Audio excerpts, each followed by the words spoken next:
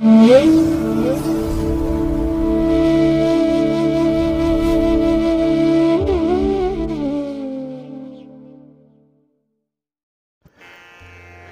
ಮಹಾಗಣಪತಿಯೇ ನಮಃ. ಶ್ರೀ ಗುರುಭ್ಯೋ ನಮಃ. ಹರಿ ಓಂ. ಸಿರಿಗನ್ನಡ ಸುದ್ದಿವಾಹಿನಿಯ ಸದಭಿಮಾನದ ಸಹೃದಯ ವೀಕ್ಷಕ ಮಹಾಶಯರೇ, ತಮಗೆಲ್ಲರಿಗೂ ಕೂಡ ಸಿರಿಗನ್ನಡ ಸುದ್ದಿವಾಹಿನಿಗೆ ಸ್ವಾಗತ. ದಯಾಮಯನಾದಂಥ ಭಗವಂತನ ಅನುಗ್ರಹ ತಮ್ಮೆಲ್ಲರಿಗೆ ಪ್ರಾಪ್ತಿಯಾಗಲಿ, ತಮ್ಮೆಲ್ಲರ ಜೀವನ ಆರೋಗ್ಯದಾಯಕವಾಗಿರಲಿ, ಸಂತೃಪ್ತಿದಾಯಕವಾಗಿರಲಿ ಎಂದು ಭಗವಂತನಲ್ಲಿ ಪ್ರಾರ್ಥನೆಯನ್ನು ಮಾಡ್ತಾ ಈ ದಿನದ ವಿಶೇಷ ಕಾರ್ಯಕ್ರಮವನ್ನು ನೋಡೋಣ. ಹಾಗೆ ದ್ವಾದಶ ರಾಶಿಯವರ ಗೋಚಾರ ಫಲಗಳು ಹೇಗಿವೆ ಅನ್ನೋದನ್ನು ಕೂಡ ತಿಳಿಯೋಣ ಬನ್ನಿ. ವೀಕ್ಷಕರೇ, ಈ ದಿನ ತಮ್ಮ ಹುಟ್ಟುಹಬ್ಬವನ್ನು ಆಚರಿಸ್ಕೊಳ್ತಾ ಇರುವಂಥ ತಮಗೆಲ್ಲರಿಗೂ ಕೂಡ ಹುಟ್ಟುಹಬ್ಬದ ಶುಭಾಶಯಗಳು. ಹಾಗೆ ಈ ದಿನಾಂಕದಂದು ವಿವಾಹವಾಗಿರುವಂಥ ದಂಪತಿಗಳಿಗೂ ಕೂಡ ವಿವಾಹ ವಾರ್ಷಿಕೋತ್ಸವದ ಶುಭಾಶಯಗಳನ್ನು ಹೇಳ್ತಾ ಭಗವಂತ ತಮಗೆಲ್ಲರಿಗೂ ಕೂಡ ಸಕಲ ಸನ್ಮಂಗಳಗಳನ್ನು ಕರುಣಿಸಲಿ ಅಂತ ಹೇಳಿ ಸಿರಿಗನ್ನಡ ಸುದ್ದಿವಾಹಿನಿಯ ಪರವಾಗಿ ಪ್ರಾರ್ಥಿಸುತ್ತೇನೆ. ಪ್ರೀತಿಯ ವೀಕ್ಷಕ ಬಂಧುಗಳೇ, ಈ ದಿನ 2024 ಏಪ್ರಿಲ್ ತಿಂಗಳ 10ನೇ ತಾರೀಕು ಸೌಮ್ಯವಾಸರ ಅಂದರೆ ಬುಧವಾರ. ಈ ಬುಧವಾರದ ನಿತ್ಯ ಪಂಚಾಂಗ ಫಲ ಹೇಗಿದೆ ನೋಡೋಣ ಬನ್ನಿ.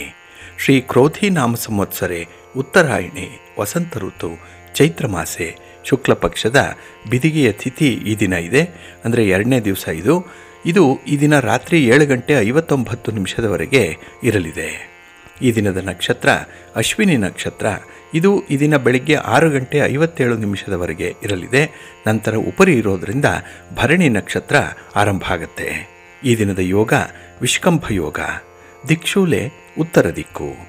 ಈ ದಿನ ಸೂರ್ಯ ಇರುವಂಥ ರಾಶಿ ಮೀನ, ಚಂದ್ರ ಇರುವಂಥ ರಾಶಿ ಮೇಷ. ಇನ್ನು ಈ ದಿನ ರಾಹುಕಾಲ ಇರುವಂಥ ಸಮಯ ಈ ದಿನ ಮಧ್ಯಾಹ್ನ 12:25 ಮಧ್ಯಾಹ್ನ 1:57 ಗುಳಿಕ ಕಾಲ ಈ ದಿನ ಬೆಳಿಗ್ಗೆ 10:52 ಮಧ್ಯಾಹ್ನ 12:25 ಹಾಗೆ ಯಮಗಂಡ ಕಾಲ ಈ ದಿನ ಬೆಳಿಗ್ಗೆ 7:46 ಬೆಳಿಗ್ಗೆ 9:09 ಇರಲಿದೆ. ಹಾಗೆ ಈ ದಿನ ದುಷ್ಟ ಮುಹೂರ್ತ ಇರುವಂಥ ಸಮಯ ಈ ದಿನ ಬೆಳಿಗ್ಗೆ 11:57 ಮಧ್ಯಾಹ್ನ 12:48 ದುಷ್ಟ ಮುಹೂರ್ತದ ಸಮಯ. ಹಾಗಾಗಿ ಈ ಸಮಯದಲ್ಲಿ ಯಾವುದೇ ಪ್ರಯಾಣವನ್ನಾಗಲಿ ಯಾವುದೇ ಶುಭ ಕಾರ್ಯಗಳನ್ನಾಗಲಿ ಆರಂಭ ಮಾಡಿಬಿಡಿ. ಏಕೆಂದರೆ ನೀವು ಯಾವುದೇ ಕೆಲಸಗಳನ್ನು ಈ ದುರ್ಮುಹೂರ್ತ ಇರುವಂಥ ಸಮಯದಲ್ಲಿ ಆರಂಭ ಮಾಡಿದ್ರೆ ಅದರಿಂದ ಬರುವಂತಹ ಫಲಿತಾಂಶಗಳು ಅಷ್ಟೊಂದು ಅನುಕೂಲಕರವಾಗಿ ಇರೋದಿಲ್ಲ. ಆದ್ದರಿಂದಲೇ ಈ ದುಷ್ಟ ಮುಹೂರ್ತವನ್ನು ಅವಾಯ್ಡ್ ಮಾಡುವಂಥದ್ದು ತುಂಬ ಉತ್ತಮ. ಇನ್ನು ಈ ದಿನ ಅಭಿಜಿತ್ ಮುಹೂರ್ತ ಯಾವುದೂ ಇಲ್ಲ. ಹಾಗೆ ಈ ದಿನ ವಿಶೇಷವಾಗಿ ಅಮೃತ ಕಾಲ ಇರುವಂಥ ಸಮಯ ಈ ದಿನ ರಾತ್ರಿ 10:41 ರಾತ್ರಿ 12:09 ಅಮೃತ ಕಾಲದ ಸಮಯ. ಇನ್ನು ಈ ದಿನ ಸೂರ್ಯೋದಯ ಆಗುವಂಥ ಸಮಯ ಪ್ರಾತಃ ಕಾಲ 6:12 ಸೂರ್ಯಾಸ್ತ ಸಂಜೆ 6:31. ಇನ್ನು ಈ ದಿನ ಚಂದ್ರನ ಬಲ ಇರುವಂಥ ರಾಶಿಗಳು ಅಂತ ಹೇಳಿದ್ರೆ ಮೇಷ, ಮಿಥುನ, ಕರ್ಕಾಟಕ, ತುಲಾ, ವೃಶ್ಚಿಕ ಮತ್ತು ಕುಂಭ. ಈ 6 ರಾಶಿಯವರಿಗೆ ಚಂದ್ರನಿಂದ ಶುಭ ಫಲಗಳ ಯೋಗ ಇರುತ್ತೆ. ಇನ್ನು ಉಳಿದ 6 ರಾಶಿಯವರಿಗೆ ಮಿಶ್ರ ಫಲದ ಯೋಗ ಇರುತ್ತೆ. ಅದನ್ನು ಮುಂದೆ ದ್ವಾದಶ ರಾಶಿಯವರ ಗೋಚಾರ ಫಲಗಳನ್ನು ನೋಡುವಂಥ ಸಂದರ್ಭದಲ್ಲಿ ಮತ್ತಷ್ಟು ವಿಚಾರಗಳನ್ನು ತಿಳ್ಕೊಳ್ಳೋಣ. ಇನ್ನು ಈ ದಿನದ ಹೊರದ ಅಧಿಪತಿ ಬುಧ ಅಂತ ಹೇಳಿದ್ರೆ ಗಣಿತಕ್ಕೆ, ವಾಣಿಜ್ಯಕ್ಕೆ, ವ್ಯಾಪಾರಕ್ಕೆ, ವ್ಯವಹಾರಕ್ಕೆ ಕಾರಕನಾಗಿರುವಂಥವನು. ಹಾಗಾಗಿನೇ ಈ ದಿನ ವ್ಯಾಪಾರ ಮಾಡುವಂಥವರು, ವ್ಯವಹಾರ ಮಾಡುವಂಥವರು, ವರ್ತಕರು, ಅದರಲ್ಲೂ ವಿಶೇಷವಾಗಿ ದಳ್ಳಾಳಿಗಳಿಗೆ ತುಂಬ ಅನುಕೂಲಕರವಾಗಿರುವಂಥ ದಿನ. ಇನ್ನು ಬುಧನನ್ನು ವಾಕ್ಚಾತುರ್ಯಕ್ಕೆ ಕಾರಕ ಅಂತ ಹೇಳ್ತಾರೆ, ಮಾತುಗಾರಿಕೆಗೆ ಕಾರಕ ಬುಧ. ಹಾಗಾಗಿ ಈ ದಿನ ಮಾತು ಬಲ್ಲವರಿಗೆ ಯಾವುದೇ ರೀತಿಯ ಜಗಳ ಇರಲ್ಲ, ಊಟ ಬಲ್ಲವನಿಗೆ ರೋಗ ಇಲ್ಲ, ಇದು ಗಾದೆ ಮಾತು. ಅದರಂತೆಯೇ ಈ ದಿನ ಯಾರಲ್ಲಿ ಒಂದು ವಾಕ್ಚಾತುರ್ಯ ಇದೆ, ಯಾರಲ್ಲಿ ಸರಸ್ವತಿ ದೇವಿ ನಾಲಿಗೆಯಲ್ಲಿ ನಲಿದಾಡ್ತಾ ಇದ್ದಾಳೆ ಅಂಥವ್ರಿಗೆ ವಿಶೇಷವಾದಂತಹ ದಿನ, ತುಂಬ ಅನುಕೂಲತೆಗಳು ಇರುವಂಥ ಸಂದರ್ಭ ಕೂಡ. ಹಾಗೆ ಬರವಣಿಗೆಗೆ, ಕಲಿಕೆಗೆ ಕೂಡ ಕಾರಕನಾಗಿರುವಂಥವನು ಬುಧ. ಹಾಗಾಗಿ ಸಾಹಿತಿಗಳಿಗಾಗಲಿ ಬರಹಗಾರರಿಗಾಗಲಿ ಈ ದಿನ ಅತ್ಯುತ್ತಮವಾದಂಥ ಫಲಗಳಿರುತ್ತೆ.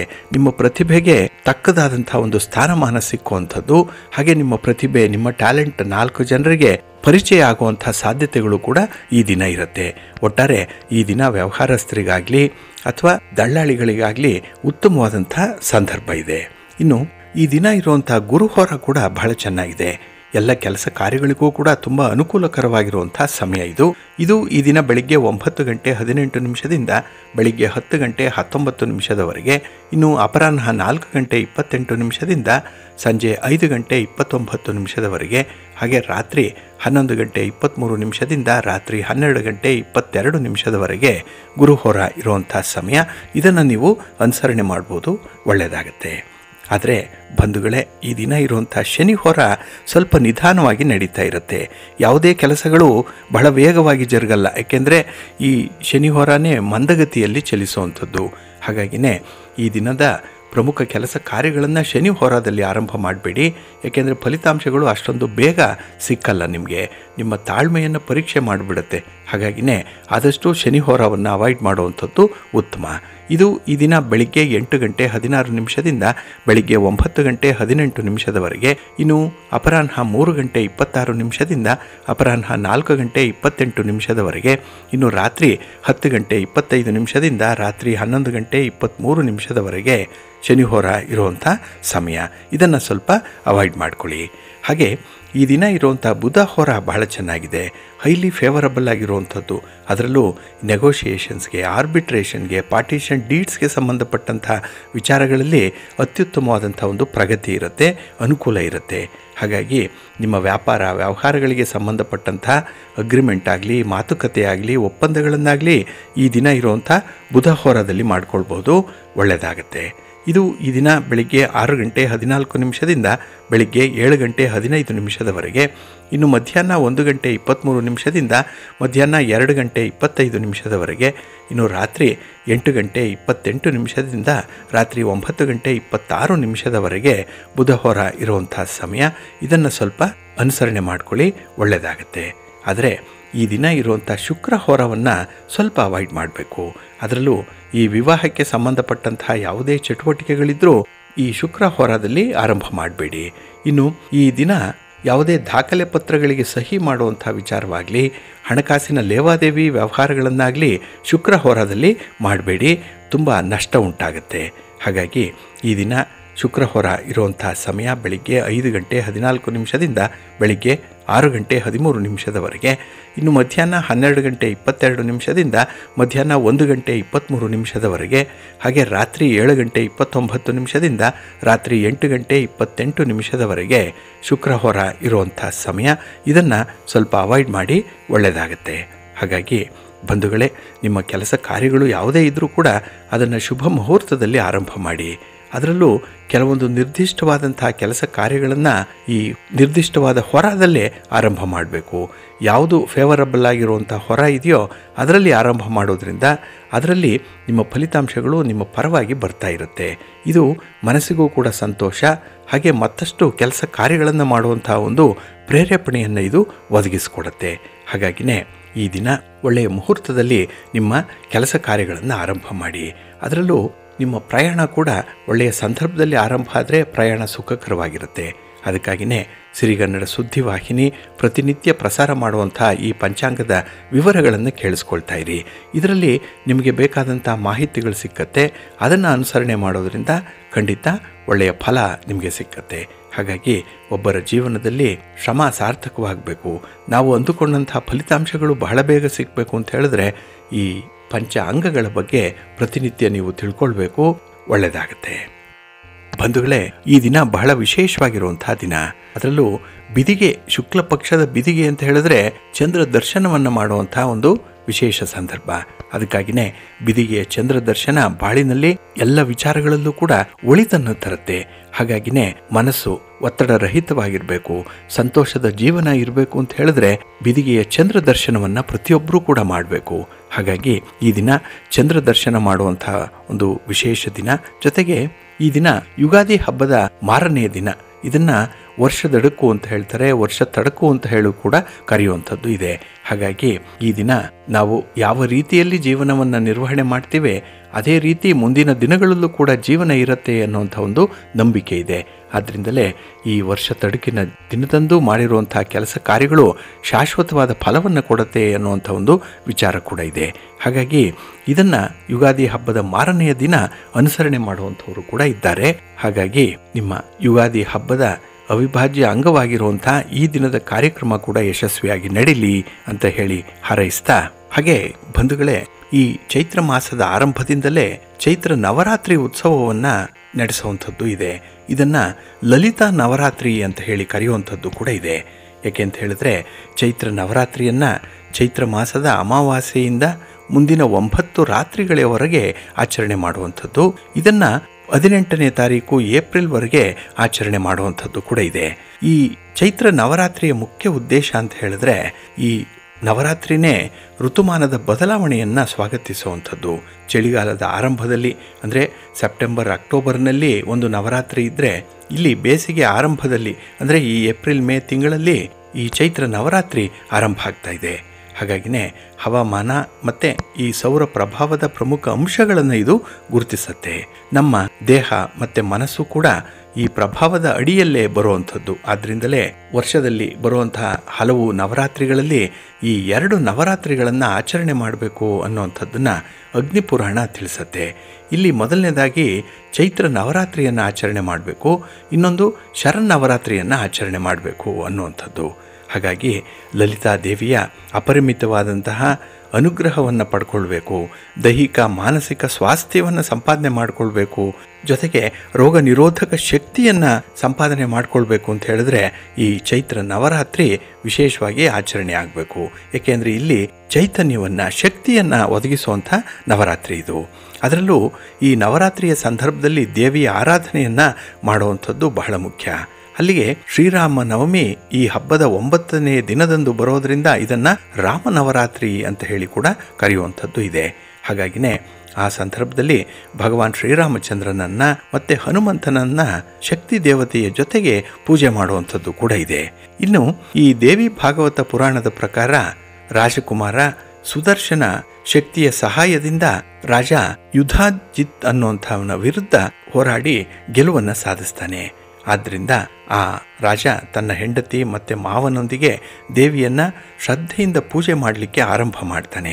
ಇದರಿಂದ ಸುಪ್ರೀತಳಾದಂತಹ ದೇವಿ ವಸಂತ ನವರಾತ್ರಿಯಲ್ಲಿ ಹೋಮ ಹವನಾದಿಗಳು ಮತ್ತು ಇತರ ಆಚರಣೆಗಳನ್ನು ಮಾಡುವ ಮೂಲಕ ತನ್ನ ಆರಾಧನೆಯನ್ನು ರಾಜ್ಯದಲ್ಲಿ ತೀವ್ರಗೊಳಿಸಬೇಕು ಅನ್ನುವಂಥ ಒಂದು ಆದೇಶವನ್ನು ನೀಡ್ತಾಳೆ. ಅದಂತೆ ಸುದರ್ಶನ ರಾಜನ ವಂಶಸ್ಥರಾದಂತಹ ಭಗವಾನ್ ಶ್ರೀರಾಮಚಂದ್ರ ಮತ್ತು ಲಕ್ಷ್ಮಣರು ಕೂಡ ಈ ಸಂಪ್ರದಾಯವನ್ನು ಮುಂದುವರಿಸಿದ್ರು ಅನ್ನುವಂಥದ್ದನ್ನು ಇಲ್ಲಿ ಉಲ್ಲೇಖ ಮಾಡ್ತಾ, ಇಲ್ಲಿ ದೇವಿಯ ಸಹಾಯದಿಂದ ಸೀತೆ ಚೇತರಿಸಿಕೊಂಡಳು. ಹಾಗಾಗಿ ಶ್ರೀರಾಮಚಂದ್ರನನ್ನು ಮರಳಿ ಸೀತೆ ಪಡೀಲಿಕ್ಕೆ ಇದು ಸಾಧ್ಯ ಮಾಡಿಕೊಡ್ತು ಅನ್ನುವಂಥ ಉಲ್ಲೇಖ ಕೂಡ ಇದೆ. ಹಾಗಾಗಿ ಈ ನವರಾತ್ರಿ ಅತ್ಯಂತ ಶ್ರದ್ಧೆಯಿಂದ ಆಚರಿಸಲ್ಪಡುವಂಥ ಒಂದು ಹಬ್ಬ ಇದು. ಇಲ್ಲಿ ಮುಖ್ಯವಾಗಿ ಉತ್ತರ ಭಾರತದಲ್ಲಿ ಮತ್ತು ದಕ್ಷಿಣ ಭಾರತದ ಕೆಲವು ದೇವಾಲಯಗಳಲ್ಲಿ ವಿಶೇಷವಾಗಿ ಈ ನವರಾತ್ರಿ ಉತ್ಸವವನ್ನು ಆಚರಣೆ ಮಾಡ್ತಾರೆ. ಅದರಲ್ಲೂ ಬೆಳಗ್ಗೆ ವಿಶೇಷವಾದಂತಹ ಅಭಿಷೇಕಗಳು ಇರುತ್ತೆ. ದೇವರನ್ನ ಭವ್ಯವಾದ ಶೈಲಿಯಲ್ಲಿ ಅಲಂಕಾರ ಮಾಡಿರ್ತಾರೆ. ಲಲಿತಾ ಸಹಸ್ರನಾಮ ಪೂಜೆಯೊಂದಿಗೆ ಈ ದೇವಿಯ ಪೂಜೆ ಸಂಪನ್ನವಾಗುತ್ತೆ. ಹಾಗಾಗಿನೇ ಲಲಿತಾ ಸಹಸ್ರನಾಮ ಅರ್ಚನೆಯ ಜೊತೆಗೆ ನವವರ್ಣ ಪೂಜೆಯಿಂದ ಸಂಜೆಯ ಸಮಯದಲ್ಲಿ ದೇವಿಗೆ ಪೂಜೆಗಳು ನಡೆಯುತ್ತೆ. ಇನ್ನು ಶಾಕ್ತ ಸಂಪ್ರದಾಯದಲ್ಲಿ ಅತ್ಯಂತ ಶಕ್ತಿಶಾಲಿ ಪೂಜೆ ಇದು ಅಂತ ಹೇಳಿ ಪರಿಗಣಿಸಲ್ಪಟ್ಟಿರುವಂಥದ್ದು. ಹಾಗಾಗಿನೇ ಶಕ್ತಿಯ ಅಂಶವನ್ನು ಪೂಜಿಸಲಿಕ್ಕೆ ಕನ್ಯಾ ಪೂಜೆ ಮತ್ತು ಸುಹಾಸಿನಿ ಪೂಜೆಗಳನ್ನು ಕೂಡ ಮಾಡ್ತಾರೆ. ಇಲ್ಲಿ ದೇವಿ ಕಲೆ, ಸಂಗೀತ, ನೃತ್ಯ ಈ ಕಾರ್ಯಕ್ರಮಗಳಿಗೆ ಪ್ರೇರಣೆಯಾಗಿರೋದ್ರಿಂದ ಇಲ್ಲಿನ ಆಚರಣೆಗಳು ಕೂಡ ಅವಿಭಾಜ್ಯ ಅಂಗವಾಗಿ ಮುಂದುವರಿಯುತ್ತೆ. ಅಂದರೆ ಈ ಸಂದರ್ಭದಲ್ಲೇ ಕಲಾ ಪ್ರಕಾರಗಳು ಹೆಚ್ಚು ಹೆಚ್ಚು ಪ್ರದರ್ಶನಗೊಳ್ಳುವಂಥದ್ದು. ಭರತನಾಟ್ಯ ಇರುತ್ತೆ, ನೃತ್ಯ ಪ್ರಕಾರಗಳಿರುತ್ತೆ, ಹಾಗೆ ಸಂಗೀತೋತ್ಸವಗಳು ಕೂಡ ನಡೀತಾ ಇರುವಂಥ ಸಂದರ್ಭ ಇದು. ಹಾಗೆ ಈ ನವರಾತ್ರಿಯನ್ನು ತಮ್ಮ ಮನೆಗಳಲ್ಲಿ ತಮ್ಮ ನಂಬಿಕೆ ಮತ್ತು ಸಂಪ್ರದಾಯದಂತೆ ಆಚರಣೆ ಮಾಡಬಹುದು. ಅದರಲ್ಲೂ ವಿಶೇಷವಾಗಿ ಈ ಸೌಂದರ್ಯ ಲಹರಿಯನ್ನು, ಅಭಿರಾಮಿ ಅಂಧಾದಿಯನ್ನು, ದುರ್ಗಾ ಸಪ್ತಶತಿಯನ್ನು ಮತ್ತು ಲಲಿತಾ ಸಹಸ್ರನಾಮ ಸ್ತೋತ್ರವನ್ನು ಹೇಳಿಕೊಳ್ಳುವಂಥದ್ದು, ಪಠಣ ಮಾಡಿಕೊಳ್ಳುವಂಥದ್ದು ಬಹಳ ಮುಖ್ಯ. ಇನ್ನು ಯುವತಿಯರನ್ನು ಕನ್ಯಾ ಅಂತ ಹೇಳಿ, ವಿವಾಹಿತ ಹೆಂಗಸರನ್ನು ಸುವಾಸಿನಿ ಅಂತ ಹೇಳಿ ಗೌರವಿಸಿ ಪೂಜಿಸುವಂಥದ್ದು ಕೂಡ ಇದೆ. ಇದು ಕೂಡ ಜನಪ್ರಿಯ ವಿಧಾನಗಳಲ್ಲಿ ಒಂದಾಗಿ ಇರುವಂಥದ್ದು. ಇನ್ನು ಈ ಚೈತ್ರ ನವರಾತ್ರಿ ಬಹಳ ವಿಶೇಷವಾಗಿರುವಂಥ ಒಂದು ಹಬ್ಬ. ತಮಗೆ ಗೊತ್ತಿದೆ ನವರಾತ್ರಿ ಉತ್ಸವಗಳು ಹೇಗೆ ನಡೆಯುತ್ತೆ, ಮೈಸೂರು ದಸರಾ ಸಂದರ್ಭ. ಅದೇ ರೀತಿ ಈ ಚೈತ್ರ ಮಾಸದಲ್ಲೂ ಕೂಡ ಈ ಚೈತ್ರ ನವರಾತ್ರಿಯನ್ನು ಆಚರಣೆ ಮಾಡುವಂಥದ್ದು. ಅದರಲ್ಲೂ ಈ ತಪಸ್ಸನ್ನು ಮಾಡುವಂಥವ್ರು, ಸಾಧನೆಯನ್ನು ಮಾಡಿಕೊಳ್ಳುವಂಥವ್ರು, ಉಪಾಸನೆಯನ್ನು ಮಾಡುವಂಥವ್ರಿಗೆ ಅತ್ಯಂತ ಪ್ರಶಸ್ತವಾದಂಥ ಒಂದು ಕಾಲ. ಇದನ್ನೇ ಪರ್ವಕಾಲ ಅಂತ ಹೇಳಿ ಕರೆಯುವಂಥದ್ದು ಇದೆ. ಹಾಗಾಗಿನೇ ಲಲಿತಾಂಬಿಕೆಗೆ ಸಮರ್ಪಣೆ ಆಗುವಂಥ ಈ ಶ್ಲೋಕಗಳಾಗಲಿ ಸ್ತೋತ್ರಗಳಾಗಲಿ ಆರೋಗ್ಯವನ್ನು, ಸಂಪತ್ತನ್ನು, ಹಾಗೆ ಜ್ಞಾನವನ್ನು, ಯಶಸ್ಸನ್ನು ತಂದುಕೊಡುತ್ತೆ. ಬಯಸಿದಂತಹ ಫಲಗಳು ಸಿದ್ಧಿಸುತ್ತೆ ಅನ್ನುವಂಥ ಒಂದು ವಿಚಾರ ಕೂಡ ಇದೆ. ಹಾಗಾಗಿನೇ ಈ ವಸಂತ ಋತುವಿನಲ್ಲಿ ಚೈತ್ರ ಮಾಸದಲ್ಲಿ ಈ ಒಂದು ನವರಾತ್ರಿ ಉತ್ಸವ ಆರಂಭ ಆಗುತ್ತೆ. ಇದು ಸುಗ್ಗಿಯ ಕಾಲ, ಸಂತೋಷದ ಕಾಲ.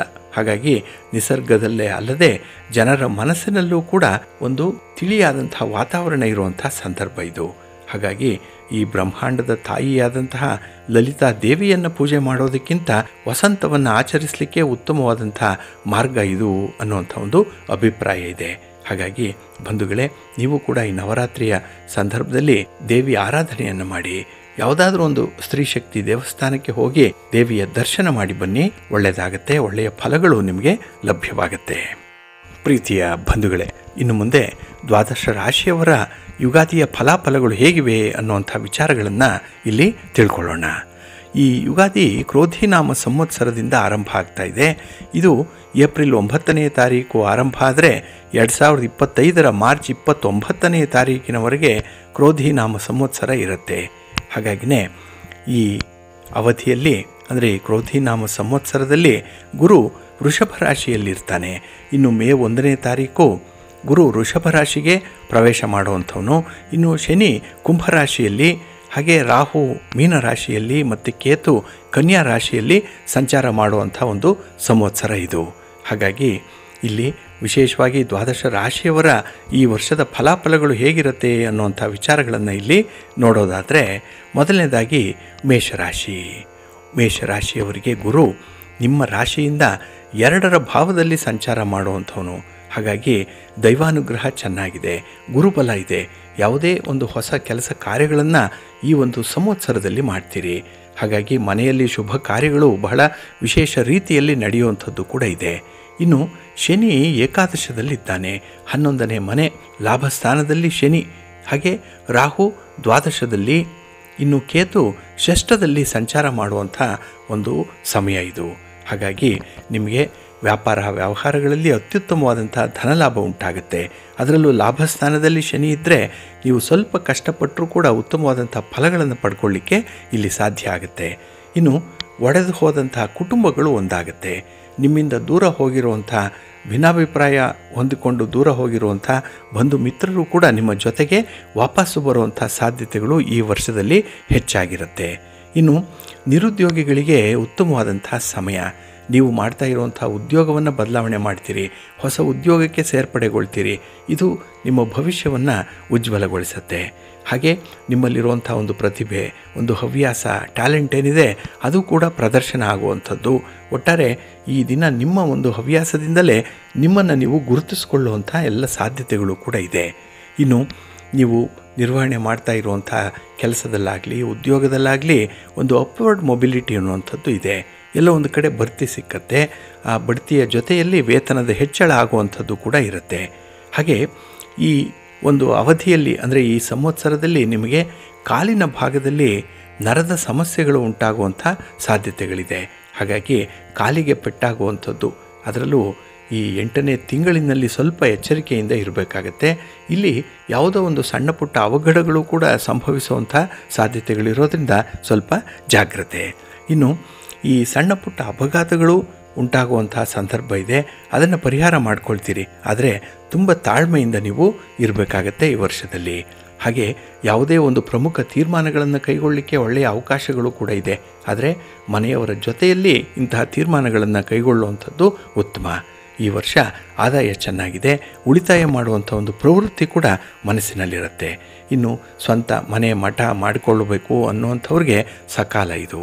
ಏಕೆ ಅಂತ ಹೇಳಿದ್ರೆ ಬಹಳ ವಿಶೇಷ ರೀತಿಯಲ್ಲಿ ನಿಮಗೆ ಅನುಗ್ರಹ ಸಿಕ್ಕಿರುತ್ತೆ, ಗ್ರಹಗತಿಗಳು ನಿಮ್ಮ ಪರವಾಗಿರುತ್ತೆ, ಒಳ್ಳೆಯ ಫಲ ಸಿಕ್ಕತ್ತೆ, ಮುಂದುವರಿಸಿ. ಹಾಗೆ ನೀವು ಗುರುಶಾಂತಿಯನ್ನು ಮಾಡಿಸ್ಕೊಳ್ಳುವಂಥದ್ದು, ಸುಬ್ರಹ್ಮಣ್ಯ ದೇವರನ್ನು ಆರಾಧನೆ ಮಾಡುವಂಥದ್ದನ್ನು ಮಾಡಿ ಈ ವರ್ಷದ ಯಾವುದೇ ಒಂದು ತಿಂಗಳು ಒಳ್ಳೆಯ ಫಲ ನಿಮಗೆ ಸಿಕ್ಕತ್ತೆ. ನಿಮ್ಮ ಅದೃಷ್ಟದ ಬಣ್ಣ ಬಿಳುಪು, ಅದೃಷ್ಟದ ದಿಕ್ಕು ಈಶಾನ್ಯ ದಿಕ್ಕು, ಅದೃಷ್ಟ ಸಂಖ್ಯೆ 1. ವೃಷಭ ರಾಶಿ. ವೃಷಭ ರಾಶಿಯವರಿಗೆ ಈ ಸಂವತ್ಸರದಲ್ಲಿ ಗುರು ನಿಮ್ಮ ಜನ್ಮರಾಶಿಯಲ್ಲಿ ಸಂಚಾರ ಮಾಡ್ತಾ ಇರ್ತಾನೆ. ಹಾಗಾಗಿನೇ ಗುರುವಿನಿಂದ ದೈವಾನುಗ್ರಹ ಕಡಿಮೆ ಇರುವಂಥದ್ದು, ಗುರುಬಲ ಕಡಿಮೆ ಇರುತ್ತೆ ಈ ವರ್ಷದಲ್ಲಿ ನಿಮಗೆ. ಹಾಗಾಗಿ ಯಾವುದೇ ಒಂದು ಶುಭ ಕಾರ್ಯಗಳನ್ನು ಕೈಗೊಂಡರೂ ಕೂಡ ಅದರಲ್ಲಿ ಸ್ವಲ್ಪ ಅಡೆತಡೆಗಳು ಜಾಸ್ತಿ ಇರುತ್ತೆ. ಸುಲಭಕ್ಕೆ ಯಾವ ಕೆಲಸವೂ ಕೂಡ ಆಗಲ್ಲ. ಸ್ವಲ್ಪ ಕಷ್ಟಪಟ್ಟೇ ಕೆಲಸಗಳನ್ನು ಮಾಡಬೇಕಾಗತ್ತೆ. ಅಥವಾ ನಿಮ್ಮ ಮನೆಯಲ್ಲಿ ಬೇರೆ ಯಾರಿಗಾದರೂ ಗುರುಬಲ ಇದ್ದರೆ ಅಂಥವರ ಮುಖೇನ ನೀವು ಕೆಲಸಗಳನ್ನು ಮಾಡಿಸ್ಕೊಳ್ಬೇಕಾಗತ್ತೆ. ಇನ್ನು ಶನಿ ನಿಮಗೆ ದಶಮದಲ್ಲಿ ಇರ್ತಾನೆ. 10ರ ಸ್ಥಾನ ಅಂತ ಹೇಳಿದ್ರೆ ಉದ್ಯೋಗ ಸ್ಥಾನ. ಹಾಗಾಗಿನೇ ಉದ್ಯೋಗ ಕ್ಷೇತ್ರದಲ್ಲೂ ಕೂಡ ಕೆಲವೊಂದು ಪರಿತಪಿಸುವಂಥ ಸಂದರ್ಭಗಳು ಕೂಡ ಇದೆ. ಸ್ವಲ್ಪ ಕಷ್ಟಪಡಬೇಕು. ಮೇಲಧಿಕಾರಿಗಳಿಂದ ನಿಮ್ಮ ಬಗ್ಗೆ ಒಲವು ಕಡಿಮೆ, ಮಾರ್ಗದರ್ಶನ ಕಡಿಮೆ. ಹಾಗಾಗಿನೇ ಕೆಲಸಗಳು ಅಸ್ತವ್ಯಸ್ತವಾಗುವಂಥ ಸಾಧ್ಯತೆಗಳು ಕೂಡ ಇರುತ್ತೆ. ಇನ್ನು ರಾಹು ಏಕಾದಶದಲ್ಲಿರ್ತಾನೆ, ಕೇತು ಪಂಚಮದಲ್ಲಿ ಸಂಚಾರ ಮಾಡುವಂಥ ಸಂವತ್ಸರ ಇದು. ಹಾಗಾಗಿ ಧಾರ್ಮಿಕ ಕಾರ್ಯಗಳಲ್ಲಿ ನಿಮ್ಮನ್ನು ನೀವು ಹೆಚ್ಚು ಹೆಚ್ಚು ತೊಡಗಿಸ್ಕೊಳ್ಳುವಂಥ ಸಾಧ್ಯತೆಗಳಿರುತ್ತೆ. ಮನೆಯಲ್ಲಿ ಶುಭ ಕಾರ್ಯಗಳು ಆಗಬೇಕು ಅನ್ನುವಂಥ ಒಂದು ಅಭಿಲಾಷೆ ಇದೆ. ಅದಕ್ಕಾಗಿ ಸಿದ್ಧತೆಗಳು ಕೂಡ ಇದೆ. ಕೆಲವು ಒಮ್ಮೆ ಪ್ರಯತ್ನಗಳು ಕೂಡ ಬಹಳ ವಿಪರೀತವಾಗಿರುತ್ತೆ. ಆದರೆ ಎಲ್ಲೋ ಒಂದು ಕಡೆ ಕೈಗೆ ಬಂದು ತುತ್ತು ಬಾಯಿಗಿಲ್ಲ ಅನ್ನುವಂಥ ರೀತಿಯಲ್ಲಿ ಕೆಲಸಗಳು ನಿಮಗೆ ಅಷ್ಟೊಂದು ಫಲವನ್ನು ಕೊಡಲ್ಲ. ಇನ್ನು ವಿವಾಹ ಆಗೋವಂಥವ್ರಿಗೆ ಇನ್ನು ಮನೆಯಲ್ಲಿ ಯಾವುದೇ ಒಂದು ಯೋಗ ಕೂಡಿ ಬರಬೇಕು ಅಂತ ಹೇಳಿದ್ರೂ ಕೂಡ ಸ್ವಲ್ಪ ಕಷ್ಟ ಸಾಧ್ಯವಾಗುತ್ತೆ. ಆದರೆ ವಿವಾಹ ಕೂಡಿ ಬರುತ್ತೆ. ಇನ್ನು ಸಂತಾನ ಯೋಗ ಕೂಡ ಬಹಳ ಚೆನ್ನಾಗಿದೆ. ಹಾಗೆ ವಿಶೇಷವಾಗಿ ನಿಮ್ಮ ವೃತ್ತಿಯಲ್ಲಿ ಒಂದು ಧನಾತ್ಮಕ ಬದಲಾವಣೆಗಳು ಆಗುವಂಥದ್ದು ಕೂಡ ಇದೆ. ಏಕೆ ಅಂತ ಹೇಳಿದ್ರೆ ಕಷ್ಟಪಟ್ಟು ಕೆಲಸ ಮಾಡಿದ್ದೀರಿ. ಮೇಲಧಿಕಾರಿಗಳ ಸಹೋದ್ಯೋಗಿಗಳ ಒಂದು ರೀತಿಯ ಅಸಹಕಾರದಲ್ಲೂ ಕೂಡ ನಿಮ್ಮತನವನ್ನು ನೀವು ಉಳಿಸ್ಕೊಂಡಿದ್ದೀರಿ. ಹಾಗಾಗಿ ನಿಮ್ಮ ಪ್ರತಿಭೆಗೆ, ನಿಮ್ಮ ಟ್ಯಾಲೆಂಟ್ಗೆ, ನಿಮ್ಮ ಒಂದು ಕಷ್ಟದ ಒಂದು ಸ್ವಭಾವಕ್ಕೆ ಈ ವರ್ಷದಲ್ಲಿ ನಿಮಗೆ ಉತ್ತಮವಾದಂಥ ವೃತ್ತಿಯ ಬದುಕು ಇರುತ್ತೆ. ಇಲ್ಲಿ ಬಡ್ತಿ ಇರ್ಬೋದು, ವರ್ಗಾವಣೆ ಇರ್ಬೋದು, ವೇತನದಲ್ಲಿ ಹೆಚ್ಚಳ ಇರ್ಬೋದು, ಅಥವಾ ನೀವು ಬಯಸಿದಂತಹ ಕೆಲಸಗಳು ನಿಮಗೆ ಒದಗಿ ಬರುವಂಥದ್ದು ಇದೆ.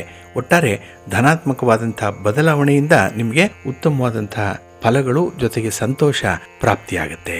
ಇನ್ನು ಆಕಸ್ಮಿಕ ಧನಲಾಭ ಆಗುವಂಥ ಸಾಧ್ಯತೆಗಳು ಜಾಸ್ತಿ ಇದೆ. ಅದರಲ್ಲೂ ನಿಮ್ಮ ಧನಸ್ಥಾನದಲ್ಲಿ ಬುಧನ ಅಧಿಪತ್ಯವಿರುವಂತಹ ಮಿಥುನ ರಾಶಿ ಇದೆ. ಹಾಗಾಗಿ ವ್ಯಾಪಾರ ವ್ಯವಹಾರ ಮಾಡುವಂಥವ್ರಿಗೆ ಈ ವರ್ಷ ಧನಲಾಭ ಇದೆ. ಇನ್ನು ಸ್ವಲ್ಪ ಆರೋಗ್ಯದ ಕಡೆ ಗಮನ ಕೊಡಬೇಕಾಗತ್ತೆ. ಅದರಲ್ಲೂ ಈ ತಲೆಗೆ ಸಂಬಂಧಪಟ್ಟಂತಹ ಹಾಗೆ ಈ ಹೊಟ್ಟೆಗೆ ಸಂಬಂಧಪಟ್ಟಂತಹ ಸಮಸ್ಯೆಗಳು ನಿಮಗೆ ಜಾಸ್ತಿ ಆಗುತ್ತೆ. ಹಾಗಾಗಿ ಆರೋಗ್ಯವನ್ನು ನಿರ್ಲಕ್ಷ್ಯ ಮಾಡಬೇಡಿ. ಇನ್ನು ಯಾವುದೇ ಒಂದು ಸಂದರ್ಭದಲ್ಲೂ ಕೂಡ ಕೆಲಸ ಕಾರ್ಯಗಳು ನಿಮಗೆ ಒತ್ತಡವನ್ನು ತಂದರೂ ಶಾಂತಿ ಸಮಾಧಾನದಿಂದ ಮುಂದುವರಿಸುವಂಥದ್ದನ್ನು ನೋಡಿ. ಎಲ್ಲದರಲ್ಲೂ ಹೊಂದಾಣಿಕೆ ಮಾಡಿಕೊಳ್ಳುವಂಥ ಒಂದು ಮನಸ್ಥಿತಿ ಇರಲಿ. ಉತ್ತಮವಾದಂಥ ಫಲಗಳು ನಿಮಗೆ ಈ ವರ್ಷ ಸಿಕ್ಕತ್ತೆ. ಹಾಗೆ ನೀವು ಕೇತು ಶಾಂತಿಯನ್ನು ಮಾಡಿಸುವಂಥದ್ದು, ದುರ್ಗೆಯ ಆರಾಧನೆಯನ್ನು ಮಾಡಿ, ಯಾವುದಾದ್ರೂ ಒಂದು ಶಕ್ತಿಪೀಠಕ್ಕೆ ಹೋಗಿ ಬನ್ನಿ, ದರ್ಶನ ಮಾಡಿ. ಅದರಲ್ಲೂ ರಾಹುಕಾಲದಲ್ಲಿ ನೀವು ಶಕ್ತಿ ದೇವತೆಯ ದೇವಸ್ಥಾನದಲ್ಲಿ ನಿಂಬೆಹಣ್ಣಿನ ದೀಪವನ್ನು ದೇವಿಗೆ ಸಮರ್ಪಣೆ ಮಾಡುವಂಥದ್ದು ತುಂಬ ಸೂಕ್ತ. ಇದು ಎಷ್ಟೋ ಒಂದು ಸಮಸ್ಯೆಗಳನ್ನು ಪರಿಹಾರ ಮಾಡುತ್ತೆ. ಮನಸ್ಸಿಗೆ ನೆಮ್ಮದಿ, ಜೊತೆಗೆ ದೇಹಕ್ಕೆ ಆರೋಗ್ಯ ಪ್ರಾಪ್ತಿಯಾಗುತ್ತೆ. ಒಳ್ಳೆಯ ಫಲಗಳು ನಿಮಗೆ ಸಿಕ್ಕತ್ತೆ. ಮಿಥುನ ರಾಶಿ. ಮಿಥುನ ರಾಶಿಯವರಿಗೆ ಗುರು ಈ ಮೇ 1ನೇ ತಾರೀಕಿನಿಂದ ನಿಮಗೆ ದ್ವಾದಶ ಭಾವದಲ್ಲಿ ಸಂಚಾರ ಮಾಡ್ತಾ ಇರ್ತಾನೆ. 12ನೇ ಮನೆಯಲ್ಲಿ ಗುರು ವ್ಯಯಸ್ಥಾನದಲ್ಲಿ ಇರುವಂಥ ಸಂದರ್ಭ ಇದು. ಹಾಗಾಗಿನೇ ದೈವಾನುಗ್ರಹ ನಿಮಗೆ ತೀರಾ ಕಡಿಮೆ ಇರುತ್ತೆ. ಇನ್ನು ಶನಿ 9ರ ಸ್ಥಾನದಲ್ಲಿ ಭಾಗ್ಯಸ್ಥಾನದಲ್ಲಿ ಶನಿ ಇರ್ತಾನೆ. ಇನ್ನು ರಾಹು ದಶಮದಲ್ಲಿ, ಕೇತು ಚತುರ್ಥದಲ್ಲಿ ಸಂಚಾರ ಮಾಡುವಂಥ ಒಂದು ಸಮಯ ಇದು. ಹಾಗೆ ಈ ವರ್ಷದಲ್ಲಿ ಶುಭ ಕಾರ್ಯಗಳನ್ನು ಮಾಡಲಿಕ್ಕೆ ಸ್ವಲ್ಪ ತೊಂದರೆಗಳು, ತಾಪತ್ರಯಗಳಿದ್ದರೂ ಕೂಡ ಕೆಲಸಗಳು ಬಹಳ ಯಶಸ್ವಿಯಾಗಿ ನಡೆಯುತ್ತೆ. ಧನಲಾಭ ಇದೆ.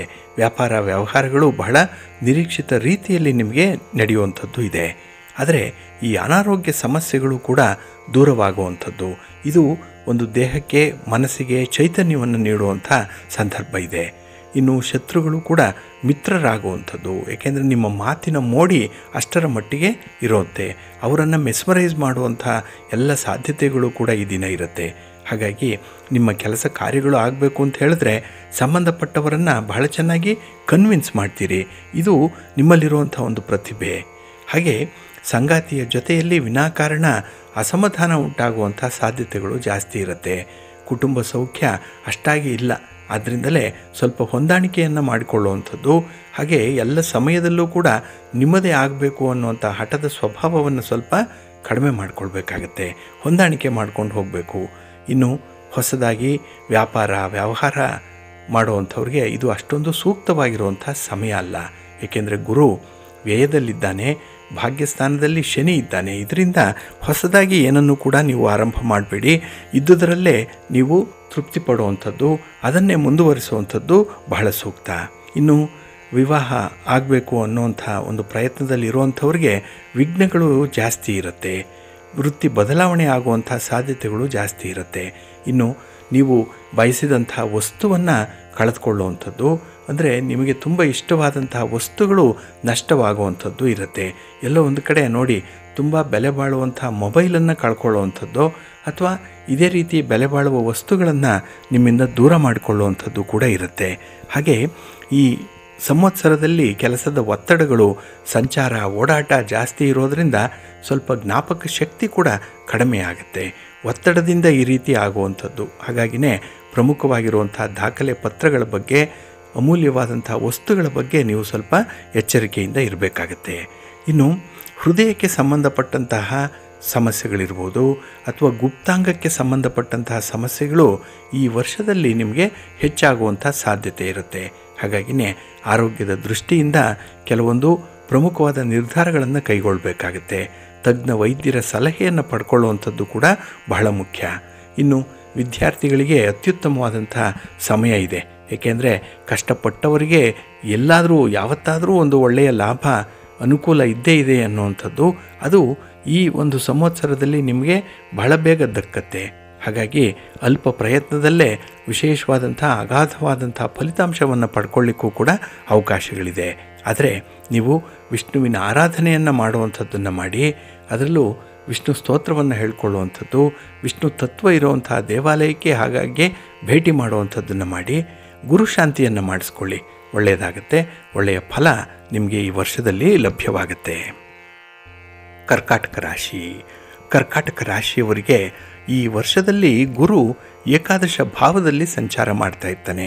ಅದರಲ್ಲೂ ಮೇ 1ನೇ ತಾರೀಕು ವೃಷಭ ರಾಶಿಗೆ ಗುರು ಬಂದರೆ ನಿಮಗೆ 11ನೇ ಮನೆಗೆ ಗುರು ಬಂದಾಗೆ, ಲಾಭಸ್ಥಾನದಲ್ಲಿ ಗುರು ಇದ್ದಾಗೆ.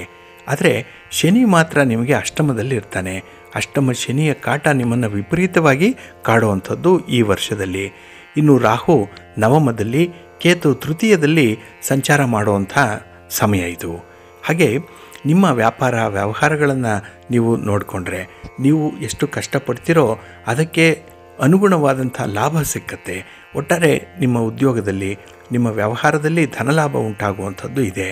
ಹಾಗೆ ತೀರ್ಥಯಾತ್ರೆ ಮಾಡುವಂಥದ್ದು, ದೇವಾಲಯ ದರ್ಶನ ಮಾಡುವಂಥದ್ದು, ಆಧ್ಯಾತ್ಮಿಕ ವಿಚಾರಗಳು, ಧಾರ್ಮಿಕ ವಿಚಾರಗಳಲ್ಲಿ ತುಂಬ ಆಸಕ್ತಿ ಇರುವಂಥ ಒಂದು ಸಂದರ್ಭ ಇದು. ಹಾಗಾಗಿನೇ ಮನೆಯಲ್ಲಿ ಹೆಚ್ಚು ಹೆಚ್ಚು ದೇವರ ಕಾರ್ಯಗಳನ್ನು ಮಾಡಬೇಕು ಅನ್ನುವಂಥ ಒಂದು ಮನಸ್ಥಿತಿ ಇರುತ್ತೆ ನಿಮಗೆ. ಇನ್ನು ಕೌಟುಂಬಿಕ ಸಮಸ್ಯೆಗಳು ಇದ್ದಕ್ಕಿದ್ದ ಹಾಗೆ ದೂರ ಆಗಿಬಿಡುತ್ತೆ ನೋಡಿ. ಅಷ್ಟರ ಮಟ್ಟಿಗೆ ನಿಮ್ಮ ಹೊಂದಾಣಿಕೆಯ ಸ್ವಭಾವವೋ ಅಥವಾ ಈ ಸಮಸ್ಯೆಯನ್ನು ಬಿಡಿಸುವಂತಹ ನಿಮ್ಮ ಚಾಕಚಕ್ಯತೆಯೋ ಒಳ್ಳೆಯ ಫಲವನ್ನು ನಿಮಗೆ ತಂದುಕೊಡುತ್ತೆ. ಸಮಸ್ಯೆಗಳಿಂದ ದೂರ ಇರ್ತೀರಿ. ಹಾಗಾಗಿ ನಿಮಗೆ ಚಿಂತೆಗಳು ಕಡಿಮೆ. ನಿಮ್ಮ ಚಿಂತೆಯನ್ನು ಯಾರೋ ಒಬ್ಬರು ನಿರ್ವಹಣೆ ಮಾಡ್ತಾರೆ. ನಿಮ್ಮ ಜವಾಬ್ದಾರಿಯನ್ನು ಯಾರೋ ಒಬ್ಬರು ಜವಾಬ್ದಾರಿಯುತವಾಗಿ ಕೆಲಸಗಳನ್ನು ಮುಗಿಸ್ತಾರೆ. ಅಷ್ಟರ ಮಟ್ಟಿಗೆ ನಿಮಗೆ ಒಂದು ಸಬ್ಸ್ಟಿಟ್ಯೂಟ್ ಅನ್ನುವಂಥದ್ದು ಸಿಕ್ಕತ್ತೆ. ಇನ್ನು ಈ ವರ್ಷದಲ್ಲಿ ವಿಪರೀತ ಧೈರ್ಯ ಇದೆ, ತುಂಬ ಆತ್ಮವಿಶ್ವಾಸ ಇದೆ. ಹಾಗಾಗಿನೇ ಕೆಲಸ ಕಾರ್ಯಗಳನ್ನು ವಿಶೇಷ ಆಸಕ್ತಿಯಿಂದ ಮುಂದುವರಿಸ್ತೀರಿ. ಹೊಸ ಜ್ಞಾನವನ್ನು ಸಂಪಾದನೆ ಮಾಡ್ಕೊಳ್ತೀರಿ. ಹೊಸಬರ ಪರಿಚಯ ಆಗುತ್ತೆ. ಆ ಪರಿಚಯದಲ್ಲಿ ಇರುವಂಥ ಒಂದು ಒಳ್ಳೆಯ ಅಂಶಗಳನ್ನು ಎಕ್ಸ್ಟ್ರಾಕ್ಟ್ ಮಾಡ್ಕೊಳ್ತೀರಿ. ಇದು ನಿಮ್ಮ ಟ್ಯಾಲೆಂಟು, ನಿಮ್ಮ ಗುಣ ಇದು. ಹಾಗಾಗಿನೇ ಯಾವುದೇ ವ್ಯಕ್ತಿಯಿಂದ ಏನನ್ನು ಪಡ್ಕೊಳ್ಬೇಕೋ ಅದನ್ನು ಬಹಳ ನಯ ವಿನಯವಾಗಿ ನೀವು ತೆಗೆದುಕೊಳ್ಳುವಂಥದ್ದು ಕೂಡ ಇದೆ. ಇನ್ನು ವ್ಯವಹಾರ ಮಾಡ್ತಾ ಇರುವಂಥವ್ರಿಗೆ ಲಾಭಾಂಶ ಚೆನ್ನಾಗಿದೆ, ಉಳಿತಾಯ ಇದೆ. ಹಾಗಾಗಿ ಏನಾದರೂ ಒಂದು ಮನೆ ಮಠ ಮಾಡಬೇಕು ಅಥವಾ ಸ್ಥಿರಾಸ್ತಿ ಸಂಪಾದನೆ ಮಾಡಬೇಕು ಅನ್ನುವಂಥ ಒಂದು ಆಸೆ ಇದ್ದರೆ ಸಂಕಲ್ಪ ಮಾಡಿಕೊಳ್ಳಿ. ಈ ವರ್ಷ ಅದು ನೆರವೇರಿಬಿಡತ್ತೆ. ಇನ್ನು ವಿವಾಹ ಯೋಗ ಕೂಡಿ ಬರುವಂಥ ಸಾಧ್ಯತೆಗಳು ಕೂಡ ಇದೆ. ಬಹಳ ದಿನಗಳಿಂದ ಪ್ರಯತ್ನ ಪಡ್ತಾ ಇರುವಂಥವ್ರಿಗೆ ವಿವಾಹ ಯೋಗ ಈ ಸಂದರ್ಭದಲ್ಲಿ ಕೂಡಿ ಬರುತ್ತೆ. ಇನ್ನು ಹೊಸ ವ್ಯವಹಾರವನ್ನು ಆರಂಭ ಮಾಡುವಂಥವ್ರಿಗೆ ತುಂಬ ಸಕಾಲ. ಇರುವಂಥ ಉದ್ಯೋಗವನ್ನು ಬಿಟ್ಟು ಬೇರೊಂದು ಉದ್ಯೋಗಕ್ಕೆ ಸೇರ್ಪಡೆಗೊಳ್ಳಲಿಕ್ಕೂ ಕೂಡ ಈ ಸಮಯ ಚೆನ್ನಾಗಿದೆ. ಇನ್ನು ವಿದ್ಯಾರ್ಥಿಗಳಿಗೆ ಬಹಳ ವಿಶೇಷವಾದಂಥ ಒಂದು ಸಾಧನೆ ಮಾಡುವಂಥ ಅವಕಾಶಗಳಿದೆ. ಹಾಗಾಗಿ ಬರುವಂಥ ಅವಕಾಶಗಳನ್ನು ಸದುಪಯೋಗಪಡಿಸ್ಕೊಳ್ಳಿ. ಆದರೆ ಈ ವಾಹನ ಸಂಚಾರದಲ್ಲಿ ಅಥವಾ ನೀವೇ ಒಂದು ವಾಹನವನ್ನು ಓಡಿಸ್ತಾ ಇದ್ದರೆ ಈ ಸ್ವಲ್ಪ ಎಚ್ಚರಿಕೆಯಿಂದ ಇರಬೇಕು. ಅಷ್ಟಮ ಶನಿ ನಿಮ್ಮ ಆರೋಗ್ಯವನ್ನು ಸ್ವಲ್ಪ ಕಡಿಮೆ ಮಾಡುವಂಥವನು. ಹಾಗಾಗಿಯೇ ಅಪಘಾತಗಳಾಗುವಂಥ ಭಯ ಇರುತ್ತೆ. ಮೃತ್ಯು ಭಯ ಕೂಡ ಈ ಸಂದರ್ಭದಲ್ಲಿ ನಿಮಗೆ ಜಾಸ್ತಿ ಇರುತ್ತೆ. ಇನ್ನು ಹೊಸ ವಾಹನವನ್ನು ಖರೀದಿ ಮಾಡಬೇಕು ಅಂದ್ಕೊಂಡಿರೋವಂಥವ್ರು, ಒಂದು ದ್ವಿಚಕ್ರ ವಾಹನ ಆಗಲಿ ಅಥವಾ 4 ಚಕ್ರದ ವಾಹನಗಳನ್ನಾಗಲಿ ಖರೀದಿ ಮಾಡಬೇಕು ಅನ್ನೋವಂಥವ್ರು ನೋಡಿ ಮುಂದುವರಿಯುವಂಥದ್ದು. ಆ ಒಂದು ಸಮಯದಲ್ಲಿ ನಿಮಗೆ ಎಷ್ಟರ ಮಟ್ಟಿಗೆ ಈ ತಾರಾ ಬಲ ಇದೆ ಅನ್ನುವಂಥದ್ದನ್ನು ನೋಡಿಕೊಂಡು ಮುಂದುವರಿಯುವಂಥದ್ದು ತುಂಬ ಉತ್ತಮ. ಹಾಗಾಗಿಯೇ ನೀವು ಪ್ರತಿ ಹೆಜ್ಜೆಯಲ್ಲೂ ಕೂಡ ಎಚ್ಚರಿಕೆಯಿಂದ ಮುಂದುವರಿರಿ. ಆದಷ್ಟು ನಿಷ್ಠೆಯಿಂದ ಪ್ರಾಮಾಣಿಕವಾಗಿರಿ, ಒಳ್ಳೆಯದಾಗುತ್ತೆ. ಜೊತೆಗೆ ಶನಿ ಶಾಂತಿಯನ್ನು ಮಾಡಿಸ್ಕೊಳ್ಳುವಂಥದ್ದು ತುಂಬ ಮುಖ್ಯ. ಹಾಗೆ ಶನಿದೇವರ ದೇವಸ್ಥಾನಕ್ಕೆ, ಆಂಜನೇಯನ ದೇವಸ್ಥಾನಕ್ಕೆ ನಿಮ್ಮ ಸೇವೆಯನ್ನು ಮುಡಿಪಾಗಿಡಿ, ಸೇವೆ ಮಾಡ್ತಾಯಿರಿ. ಇದರೊಟ್ಟಿಗೆ ನೀವು ಪಾರ್ವತಿಯ ಅಷ್ಟೋತ್ತರವನ್ನು ಪಠಣ ಮಾಡಿಕೊಳ್ಳುವಂಥದ್ದು, ಶಿವ ಪಾರ್ವತಿಯರ ದರ್ಶನವನ್ನು ಮಾಡುವಂಥದ್ದು ಬಹಳ ಮುಖ್ಯ. ಅದರಲ್ಲೂ ಈ ಪ್ರದೋಷದ ಸಂದರ್ಭದಲ್ಲಿ ನೀವು ಶಿವನ ಆರಾಧನೆಯನ್ನು ಮಾಡಿ ಉತ್ತಮವಾದಂಥ ಫಲ ನಿಮ್ಮದಾಗತ್ತೆ. ಸಿಂಹರಾಶಿ. ಸಿಂಹರಾಶಿಯವರಿಗೆ ಈ ಹೊಸ ಸಂವತ್ಸರದಲ್ಲಿ ಮಿಶ್ರ ಫಲಗಳಿರುವಂಥ ಸಂದರ್ಭ ಇದು. ಏಕೆಂದರೆ ಗುರು ನಿಮ್ಮ ರಾಶಿಯಿಂದ ದಶಮ ಭಾವದಲ್ಲಿ ಸಂಚಾರ ಮಾಡ್ತಾ ಇರೋದರಿಂದ ನಿಮಗೆ ಗುರುಬಲ ಕಡಿಮೆ, ದೈವಾನುಗ್ರಹ ಕಡಿಮೆ. ಹಾಗಾಗಿಯೇ ಯಾವುದೇ ಕಾರ್ಯಗಳನ್ನು ಮಾಡಬೇಕಿದ್ರೂ ತುಂಬ ಪ್ರಯಾಸ ಆಗುತ್ತೆ. ಒಂದು ಖರ್ಚಾಗುವ ಕಡೆ 10 ಖರ್ಚಾಗಿ ಕೆಲಸಗಳನ್ನು ಮಾಡಬೇಕಾಗತ್ತೆ. ಅಷ್ಟೊಂದು ಶ್ರಮಪೂರಿತವಾದಂಥ ಕೆಲಸಗಳಾಗಿರುತ್ತೆ. ಇನ್ನು ಶನಿ ಸಪ್ತಮದಲ್ಲಿ ಅಂದರೆ ಕಳತ್ರ ಸ್ಥಾನದಲ್ಲಿ ಸಂಚಾರ ಮಾಡ್ತಾ ಇರ್ತಾನೆ, ರಾಹು ಅಷ್ಟಮದಲ್ಲಿರ್ತಾನೆ, ಕೇತು ದ್ವಿತೀಯದಲ್ಲಿ ಸಂಚಾರ ಮಾಡುವಂಥ ಸಮಯ ಇದು. ಇನ್ನು ಆಧ್ಯಾತ್ಮಿಕ ಸಾಧನೆಯನ್ನು ಮಾಡುವಂಥವ್ರಿಗೆ ಅತ್ಯುತ್ತಮವಾದಂಥ ಸಮಯ ಇದು. ಏಕೆಂದರೆ ಮನಸ್ಸು ಆ ರೀತಿಯಲ್ಲಿ ಬರುತ್ತೆ. ಕೇತುವಿನ ಪ್ರಭಾವ ನಿಮಗೆ ವಿಶೇಷವಾಗಿ ಒಂದು ನಿರ್ಲಿಪ್ತ ಭಾವವನ್ನು ತರಿಸುವಂಥದ್ದು ಕೂಡ ಇದೆ. ಇನ್ನು ಒಂದು ಹೊಸ ವಿದ್ಯೆಗಳನ್ನು ಕಲಿಯುವಂಥದ್ದು, ಅದರಲ್ಲೂ ಜ್ಯೋತಿಷ್ಯ ಶಾಸ್ತ್ರವನ್ನು ಕಲಿಬೇಕು, ವಾಸ್ತುಶಾಸ್ತ್ರವನ್ನು ಕಲಿಬೇಕು, ರೇಖಿ ವಿದ್ಯೆಯನ್ನು ಕಲಿಬೇಕು ಅನ್ನುವಂಥ ಅಭಿಲಾಷೆ ಬಹಳಷ್ಟು ಮಟ್ಟಿಗೆ ಇರುತ್ತೆ. ಹಾಗೆ ಯಂತ್ರ ಮಂತ್ರ ತಂತ್ರ ಈ ವಿದ್ಯೆಯನ್ನು ಕೂಡ ಕಲಿಬೇಕು ಅನ್ನುವಂಥ ಆಸಕ್ತಿಯನ್ನು ನೀವು ವ್ಯಕ್ತಪಡಿಸ್ತಾ ಇರ್ತೀರಿ. ಇಲ್ಲಿಯವರೆಗೆ ಮನಸ್ಸಿನ ಒಳಗೆ ಇದ್ದಂತಹ ಸುಪ್ತವಾದಂಥ ಆಸೆಗಳು ಹೊರಗೆ ಬರುವಂಥ ಸಮಯ ಇದು. ಹಾಗಾಗಿ ನಿಮಗೆ ಏನು ಬೇಕು ಬೇಡ ಅನ್ನುವಂಥದ್ದನ್ನು ಬಹಳ ನೇರವಾಗಿ ನಿಷ್ಠುರವಾಗಿ ಹೇಳುವಂಥದ್ದು ಕೂಡ ಇರುತ್ತೆ. ಇದರಿಂದ ಸಂಬಂಧಗಳು ದೂರ ಆಗ್ಬೋದು ಈ ವರ್ಷ. ಆದರೆ ನಿಮಗೆ ಬೇಕಾದಂಥ ವಿಚಾರಗಳು ನಿಮಗೆ ಮನಸ್ಸಿಗೆ ತೃಪ್ತಿಯನ್ನು ಕೊಡುತ್ತೆ, ಒಳ್ಳೆಯ ಫಲಿತಾಂಶಗಳು ನಿಮಗೆ ಸಿಕ್ಕತ್ತೆ. ಹಾಗೆ ಈ ಒಂದು ಸಂವತ್ಸರದಲ್ಲಿ ನಿಮಗೆ ವೃತ್ತಿಯಲ್ಲಿ ವಿನಾಕಾರಣ ಅಪವಾದಗಳು ಎದುರಾಗುವಂಥ ಸಾಧ್ಯತೆ ಇದೆ. ನಿಮಗೆ ತೀರಾ ಬೇಕಾದಂಥವರೇ ನಿಮ್ಮ ಬಗ್ಗೆ ಅಪಪ್ರಚಾರ ಮಾಡುವಂಥದ್ದು, ಅನುಮಾನ ಅವಮಾನ ಇವೆಲ್ಲವೂ ಕೂಡ ಈ ಒಂದು ಸಂವತ್ಸರದಲ್ಲಿರುತ್ತೆ. ಹಾಗಾಗಿ ಯಾರನ್ನು ನಂಬಿ ಕೆಲಸಕ್ಕೆ ನೀವು ಕೈ ಹಾಕಬೇಡಿ. ನಿಮ್ಮ ಸ್ವಂತ ಸಾಮರ್ಥ್ಯ ಇದ್ದರೆ ಕೆಲಸಗಳಿಗೆ ಕೈ ಹಾಕಿ, ಇಲ್ಲ ಅಂತ ಹೇಳಿದ್ರೆ ತಟಸ್ಥವಾಗಿ ಉಳಿಯುವಂಥದ್ದು ತುಂಬ ಮುಖ್ಯ. ಇನ್ನು ಈ ಒಂದು ಸಂವತ್ಸರದಲ್ಲಿ ಷೇರು ವ್ಯವಹಾರ ಆಗಲಿ ಅಥವಾ ಯಾವುದೇ ರೀತಿಯ ಸ್ಪರ್ಧೆಗಳಲ್ಲಿ ಭಾಗವಹಿಸುವಂಥದ್ದು, ಬಿಟ್ಟಿಂಗ್ಸ್ ಕಟ್ಟುವಂಥದ್ದು, ಇಂತಹ ಒಂದು ಮನಸ್ಥಿತಿ ಬಹಳ ಚೆನ್ನಾಗಿರುತ್ತೆ.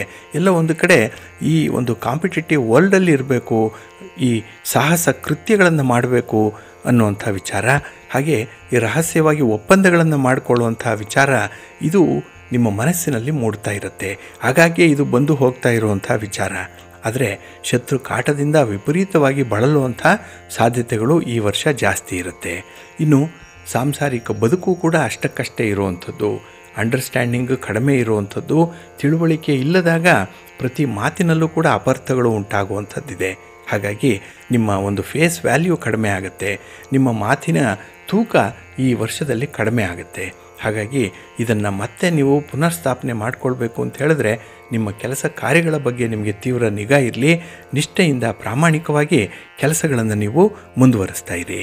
ಆದರೆ ಈ ವರ್ಷ ಸ್ವಲ್ಪ ಸೋಮಾರಿತನ ಕೂಡ ನಿಮಗೆ ಕಾಡುತ್ತೆ. ಹಾಗಾಗಿನೇ ಸೋಮಾರಿತನವನ್ನು ಬಿಟ್ಟು ಕೆಲಸಗಳನ್ನು ಮಾಡಬೇಕು ಅನ್ನುವಂಥದ್ದು, ಸದಾ ಚಟುವಟಿಕೆಯಿಂದ ಚುರುಕಾಗಿ ಇರಬೇಕು, ಆರೋಗ್ಯವಾಗಿರಬೇಕು. ಆ ಒಂದು ಜೀವನ ಶೈಲಿಯನ್ನು ನೀವು ಅಳವಡಿಸ್ಕೊಳ್ಳುವಂಥದ್ದು ತುಂಬ ಸೂಕ್ತ. ಹಾಗೆ ಜೀವನದಲ್ಲಿ ಕೆಲವೊಂದು ಮಾರ್ಪಾಟುಗಳನ್ನು ಮಾಡಿಕೊಳ್ಳಿಕ್ಕೂ ಕೂಡ ಒಳ್ಳೆಯ ಅವಕಾಶಗಳಿದೆ. ವಿದ್ಯಾರ್ಥಿಗಳಿಗೆ ಸ್ವಲ್ಪ ಕಷ್ಟ ಆದರೆ ನಿಮ್ಮ ಸಹಚರರನ್ನು, ನಿಮ್ಮ ಸ್ನೇಹಿತರನ್ನು ನಂಬಿ ಮೋಸ ಹೋಗಬೇಡಿ. ದಿಕ್ಕು ತಪ್ಪಿಸುವಂಥ ಕೆಲಸವನ್ನು ಅವರು ಮಾಡಿಬಿಡ್ತಾರೆ. ಈ ವರ್ಷ ಸ್ವಲ್ಪ ಜಾಗ್ರತೆ. ನಿಮ್ಮ ಗುರಿಯತ್ತ ಗಮನ ಇರಲಿ, ಎಲ್ಲ ಒಳ್ಳೆಯದಾಗತ್ತೆ. ಹಾಗೆ ವಾಹನ ಸಂಚಾರ ಮಾಡುವಂತಹ ಸಂದರ್ಭದಲ್ಲಿ ಸ್ವಲ್ಪ ಎಚ್ಚರಿಕೆಯಿಂದ ಇರಿ. ಇನ್ನು ಹೊಸ ವಾಹನವನ್ನು ಖರೀದಿ ಮಾಡುವಂಥದ್ದು ಅಥವಾ ಹಳೆಯ ವಾಹನವನ್ನು ಡಿಸ್ಪೋಸ್ ಮಾಡುವಂತಹ ವಿಚಾರಗಳೇನಾದರೂ ಮನಸ್ಸಿನಲ್ಲಿದ್ದರೆ ಯೋಚನೆ ಮಾಡಿ ಮುಂದುವರಿರಿ, ಒಳ್ಳೆಯದಾಗತ್ತೆ.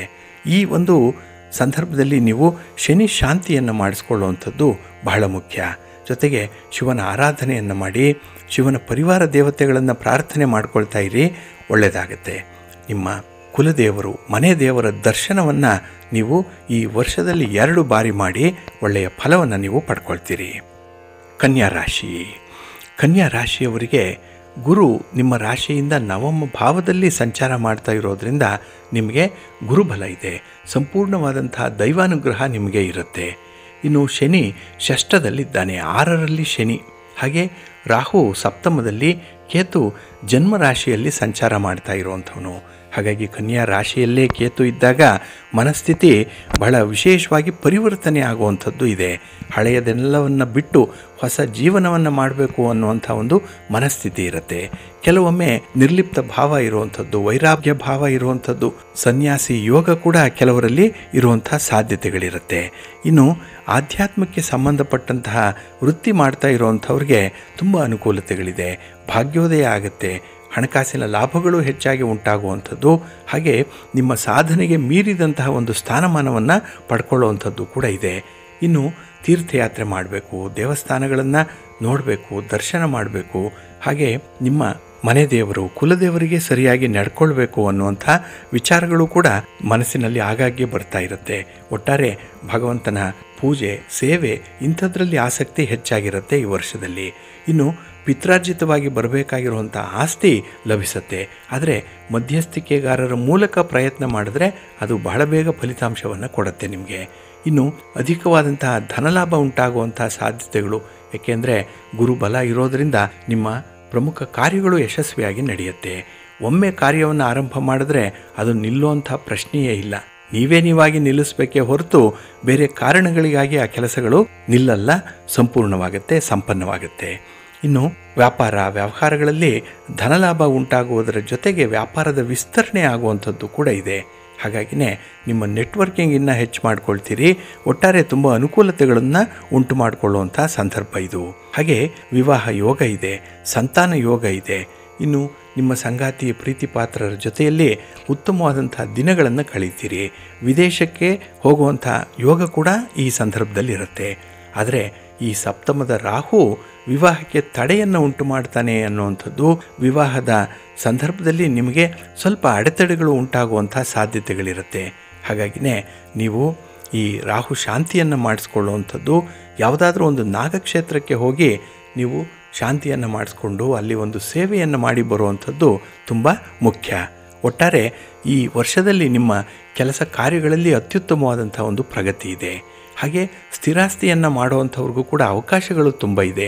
ಪಿತ್ರಾರ್ಜಿತವಾಗಿ ಬರುವಂಥ ಆಸ್ತಿಯನ್ನೇ ನೀವು ಮಾರ್ಪಾಡು ಮಾಡಿಕೊಳ್ಳುವಂಥದ್ದು ಅಥವಾ ಅದನ್ನು ಮಾರಿ ಬೇರೊಂದು ಕಡೆ ನಿಮ್ಮ ಸ್ವಂತದ ಆಸ್ತಿಯನ್ನು ಮಾಡಿಕೊಳ್ಳುವಂಥದ್ದು ಕೂಡ ಈ ವರ್ಷದಲ್ಲಿರುತ್ತೆ. ಒಟ್ಟಾರೆ ಸ್ಥಿರಾಸ್ತಿಗೆ ಸಂಬಂಧಪಟ್ಟಂತೆ ಧನಾತ್ಮಕವಾದಂಥ ಬದಲಾವಣೆಗಳು ಆಗುವಂಥ ಸಾಧ್ಯತೆಗಳು ಕೂಡ ಇದೆ. ಇನ್ನು ಸಾಲಗಾರರಿಂದ ಮುಕ್ತಿಯನ್ನು ಪಡ್ಕೊಳ್ತೀರಿ, ಸಾಲವನ್ನು ತೀರಿಸ್ತೀರಿ. ಆದರೆ ಹೊಸ ಸಾಲವನ್ನು ಮಾಡುವ ಮೊದಲು ಯೋಚನೆ ಮಾಡಬೇಕು. ಈ ವರ್ಷ ನೀವು ಸಾಲ ಮಾಡಿದ್ರೆ ಅದು ತೀರುವಂಥದ್ದು ಕಷ್ಟವಾಗುತ್ತೆ. ಹಾಗಾಗಿನೇ ನಿಮ್ಮ ಮರ್ಯಾದೆಯ ಪ್ರಶ್ನೆ, ಕುಟುಂಬದ ಪ್ರಶ್ನೆ ಅಂತ ಹೇಳಿದ್ರೆ ಆದಷ್ಟು ಹಣಕಾಸಿನ ವಿಚಾರದಲ್ಲಿ ತುಂಬ ಬ್ಯಾಲೆನ್ಸ್ ಮಾಡಬೇಕಾಗತ್ತೆ. ಇನ್ನು ಈ ಒಂದು ವರ್ಷದಲ್ಲಿ ನಿಮಗೆ ತಲೆ ಮತ್ತು ಹೊಟ್ಟೆಗೆ ಸಂಬಂಧಪಟ್ಟಂತಹ ಸಮಸ್ಯೆಗಳು ಉಂಟಾಗುವಂಥದ್ದು ಕೂಡ ಇದೆ. ಇದ್ದಕ್ಕಿದ್ದ ಹಾಗೆ ನಿಮಗೆ ಜಠರದ ಸಮಸ್ಯೆಗಳು ಉಂಟಾಗುವಂಥದ್ದು. ಹಾಗೆ ಈ ಓಡಾಟದ ಸಂದರ್ಭದಲ್ಲಿ ಕಾಲಿಗೆ ಪೆಟ್ಟಾಗದಂತೆ ನೋಡಿಕೊಳ್ಳಿ, ಇದು ಬಹಳ ಮುಖ್ಯ ನಿಮಗೆ. ಇನ್ನು ನೀವು ಕೇತು ಮತ್ತು ರಾಹು ಶಾಂತಿಯನ್ನು ಮಾಡಿಸ್ಕೊಳ್ಳುವಂಥದ್ದು ಬಹಳ ಸೂಕ್ತ.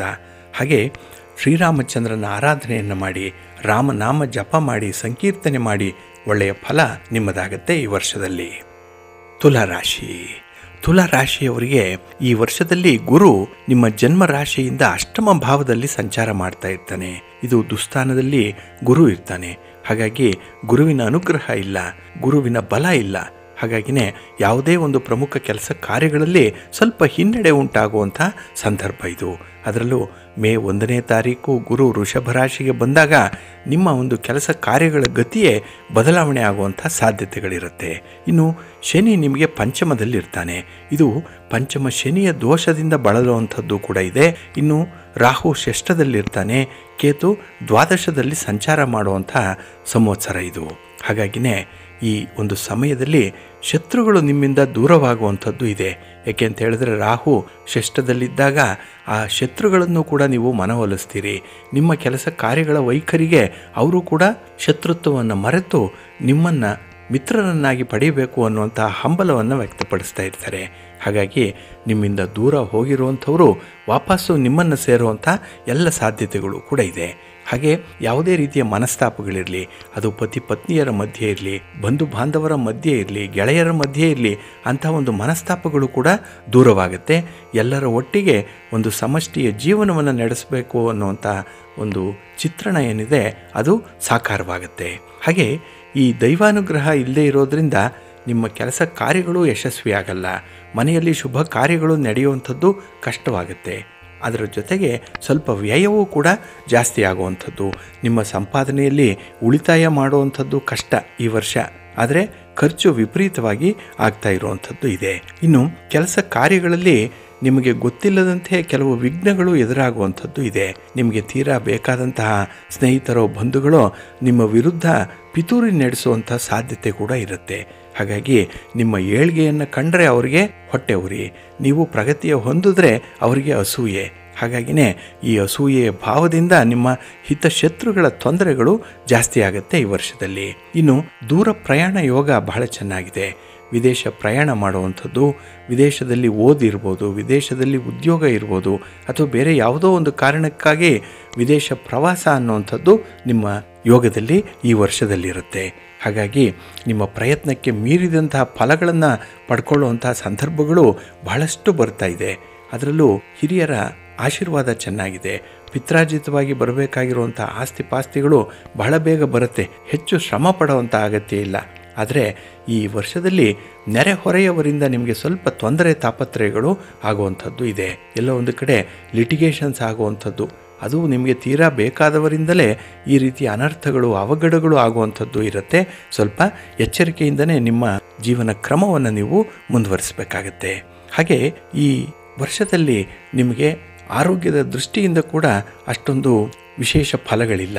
ಹಾಗಾಗಿ ದೀರ್ಘಾವಧಿಯಲ್ಲಿ ನರಳುತ್ತಾ ಇರುವಂಥವರು ತಜ್ಞ ವೈದ್ಯರನ್ನು ಭೇಟಿ ಮಾಡುವಂಥದ್ದು, ಔಷಧೋಪಚಾರಗಳನ್ನು ಮಾಡಿಕೊಳ್ಳುವಂಥ ಸಾಧ್ಯತೆಗಳು ಕೂಡ ಇರುತ್ತೆ. ಒಟ್ಟಾರೆ ಈ ಒಂದು ವರ್ಷದಲ್ಲಿ ನಿಮಗೆ ಶುಭ ಕಾರ್ಯಗಳು ಆಗದೇ ಇದ್ದರೂ ಕೂಡ ಕಷ್ಟಪಟ್ಟು ಸಾಹಸದಿಂದ ಕೆಲಸಗಳನ್ನು ಮಾಡಿಸ್ಕೊಳ್ಳುವಂಥ ಒಂದು ಅವಕಾಶ ಇದೆ. ಅದನ್ನು ಸಂಪೂರ್ಣವಾಗಿ ಬಳಸ್ಕೊಳ್ಳಿ. ಹಾಗೆ ಈ ವರ್ಷ ನೀವು ಗುರುಶಾಂತಿಯನ್ನು ಮಾಡಿಸ್ಕೊಳ್ಳುವಂಥದ್ದು, ಹಾಗೆ ಮಹಾಲಕ್ಷ್ಮಿ ಆರಾಧನೆ ಮಾಡುವಂಥದ್ದು ಬಹಳ ಮುಖ್ಯ. ಮಹಾಲಕ್ಷ್ಮಿಯ ಜೊತೆಗೆ ಮಹಾವಿಷ್ಣುವನ್ನು ಆರಾಧನೆ ಮಾಡಿ ಅತ್ಯುತ್ತಮ ಫಲ ಸಿಕ್ಕತ್ತೆ. ಜೊತೆಗೆ ಪ್ರತಿ ಹುಣ್ಣಿಮೆಯಲ್ಲೂ ಕೂಡ ನೀವು ಸತ್ಯನಾರಾಯಣ ಸ್ವಾಮಿಯ ಪೂಜೆಯಲ್ಲಿ ಭಾಗವಹಿಸುವಂಥದ್ದು, ಅಥವಾ ವಿಷ್ಣು ತತ್ವ ಇರುವಂತಹ ದೇವಾಲಯಕ್ಕೆ ಹುಣ್ಣಿಮೆಯ ದಿನದಂದು ಭೇಟಿ ಮಾಡುವಂಥದ್ದು ಬಹಳ ಮುಖ್ಯ. ಹಾಗಾಗಿ ಜೀವನದಲ್ಲಿ ಬಂದಿರುವಂಥ ಕತ್ತಲೆಯನ್ನು ತೊಡೆದು ಹಾಕಲಿಕ್ಕೆ ಇದು ಸಹಕಾರಿಯಾಗಿರುತ್ತೆ, ಒಳ್ಳೆಯದಾಗತ್ತೆ. ವೃಶ್ಚಿಕ ರಾಶಿ. ವೃಶ್ಚಿಕ ರಾಶಿಯವರಿಗೆ ಈ ಕ್ರೋಧಿ ನಾಮ ಸಂವತ್ಸರ ಉತ್ತಮ ಫಲಗಳನ್ನು ತಂದುಕೊಡುವಂಥ ಸಮಯ ಇದು. ಗುರು ನಿಮ್ಮ ರಾಶಿಯಿಂದ ಸಪ್ತಮ ಭಾವದಲ್ಲಿ ಸಂಚಾರ ಮಾಡ್ತಾ ಇರೋದರಿಂದ ದೈವಾನುಗ್ರಹ ಇದೆ, ಗುರುಬಲ ಇದೆ. ಹಾಗಾಗಿನೇ ಕೆಲಸ ಕಾರ್ಯಗಳು ಬಹಳ ವಿಶಿಷ್ಟ ರೀತಿಯಲ್ಲಿ ನಿಮಗೆ ಫಲವನ್ನು ಕೊಡುತ್ತೆ. ಇನ್ನು ಶನಿ ಚತುರ್ಥದಲ್ಲಿದ್ದಾನೆ, ರಾಹು ಪಂಚಮದಲ್ಲಿ, ಕೇತು ಏಕಾದಶದಲ್ಲಿ ಸಂಚಾರ ಮಾಡುವಂಥವನು. 11ನೇ ಮನೆಯಲ್ಲಿ ಕೇತು ಇರ್ತಾನೆ. ಹಾಗಾಗಿನೇ ಈ ಒಂದು ಸಂವತ್ಸರದಲ್ಲಿ ನಿಮಗೆ ವ್ಯಾಪಾರ ವ್ಯವಹಾರಗಳು ಚೆನ್ನಾಗಿ ಕೈ ಹಿಡಿಯುತ್ತೆ, ಧನಲಾಭ ಉಂಟಾಗುವಂಥದ್ದು. ಇನ್ನು ಕೃಷಿ ಮಾಡುವಂಥವ್ರಿಗೆ, ಪಶುಪಾಲನೆ ಮಾಡುವಂಥವ್ರಿಗೆ ಉತ್ತಮವಾದಂಥ ಅವಕಾಶಗಳಿರುತ್ತೆ. ಒಟ್ಟಾರೆ ಒಳ್ಳೆಯ ಲಾಭಗಳನ್ನು ಪಡ್ಕೊಳ್ಳುವಂಥ ವ್ಯಾಪಾರ ವ್ಯವಹಾರಗಳು ನಿಮ್ಮಿಂದ ಆಗುತ್ತೆ. ಇನ್ನು ಕೌಟುಂಬಿಕ ಸಮಸ್ಯೆಗಳು ಇದ್ದಕ್ಕಿದ್ದ ಹಾಗೆ ದೂರವಾಗುವಂಥದ್ದು ಕೂಡ ಇದೆ. ಎಷ್ಟೋ ವರ್ಷಗಳಿಂದ, ಎಷ್ಟೋ ತಿಂಗಳುಗಳಿಂದ ಬಳಲ್ತಾ ಇರುವಂಥವ್ರಿಗೆ ಈ ವರ್ಷ ಸಮಾಧಾನದ ನಿಟ್ಟುಸಿರು ಬಿಡುವಂಥದ್ದು.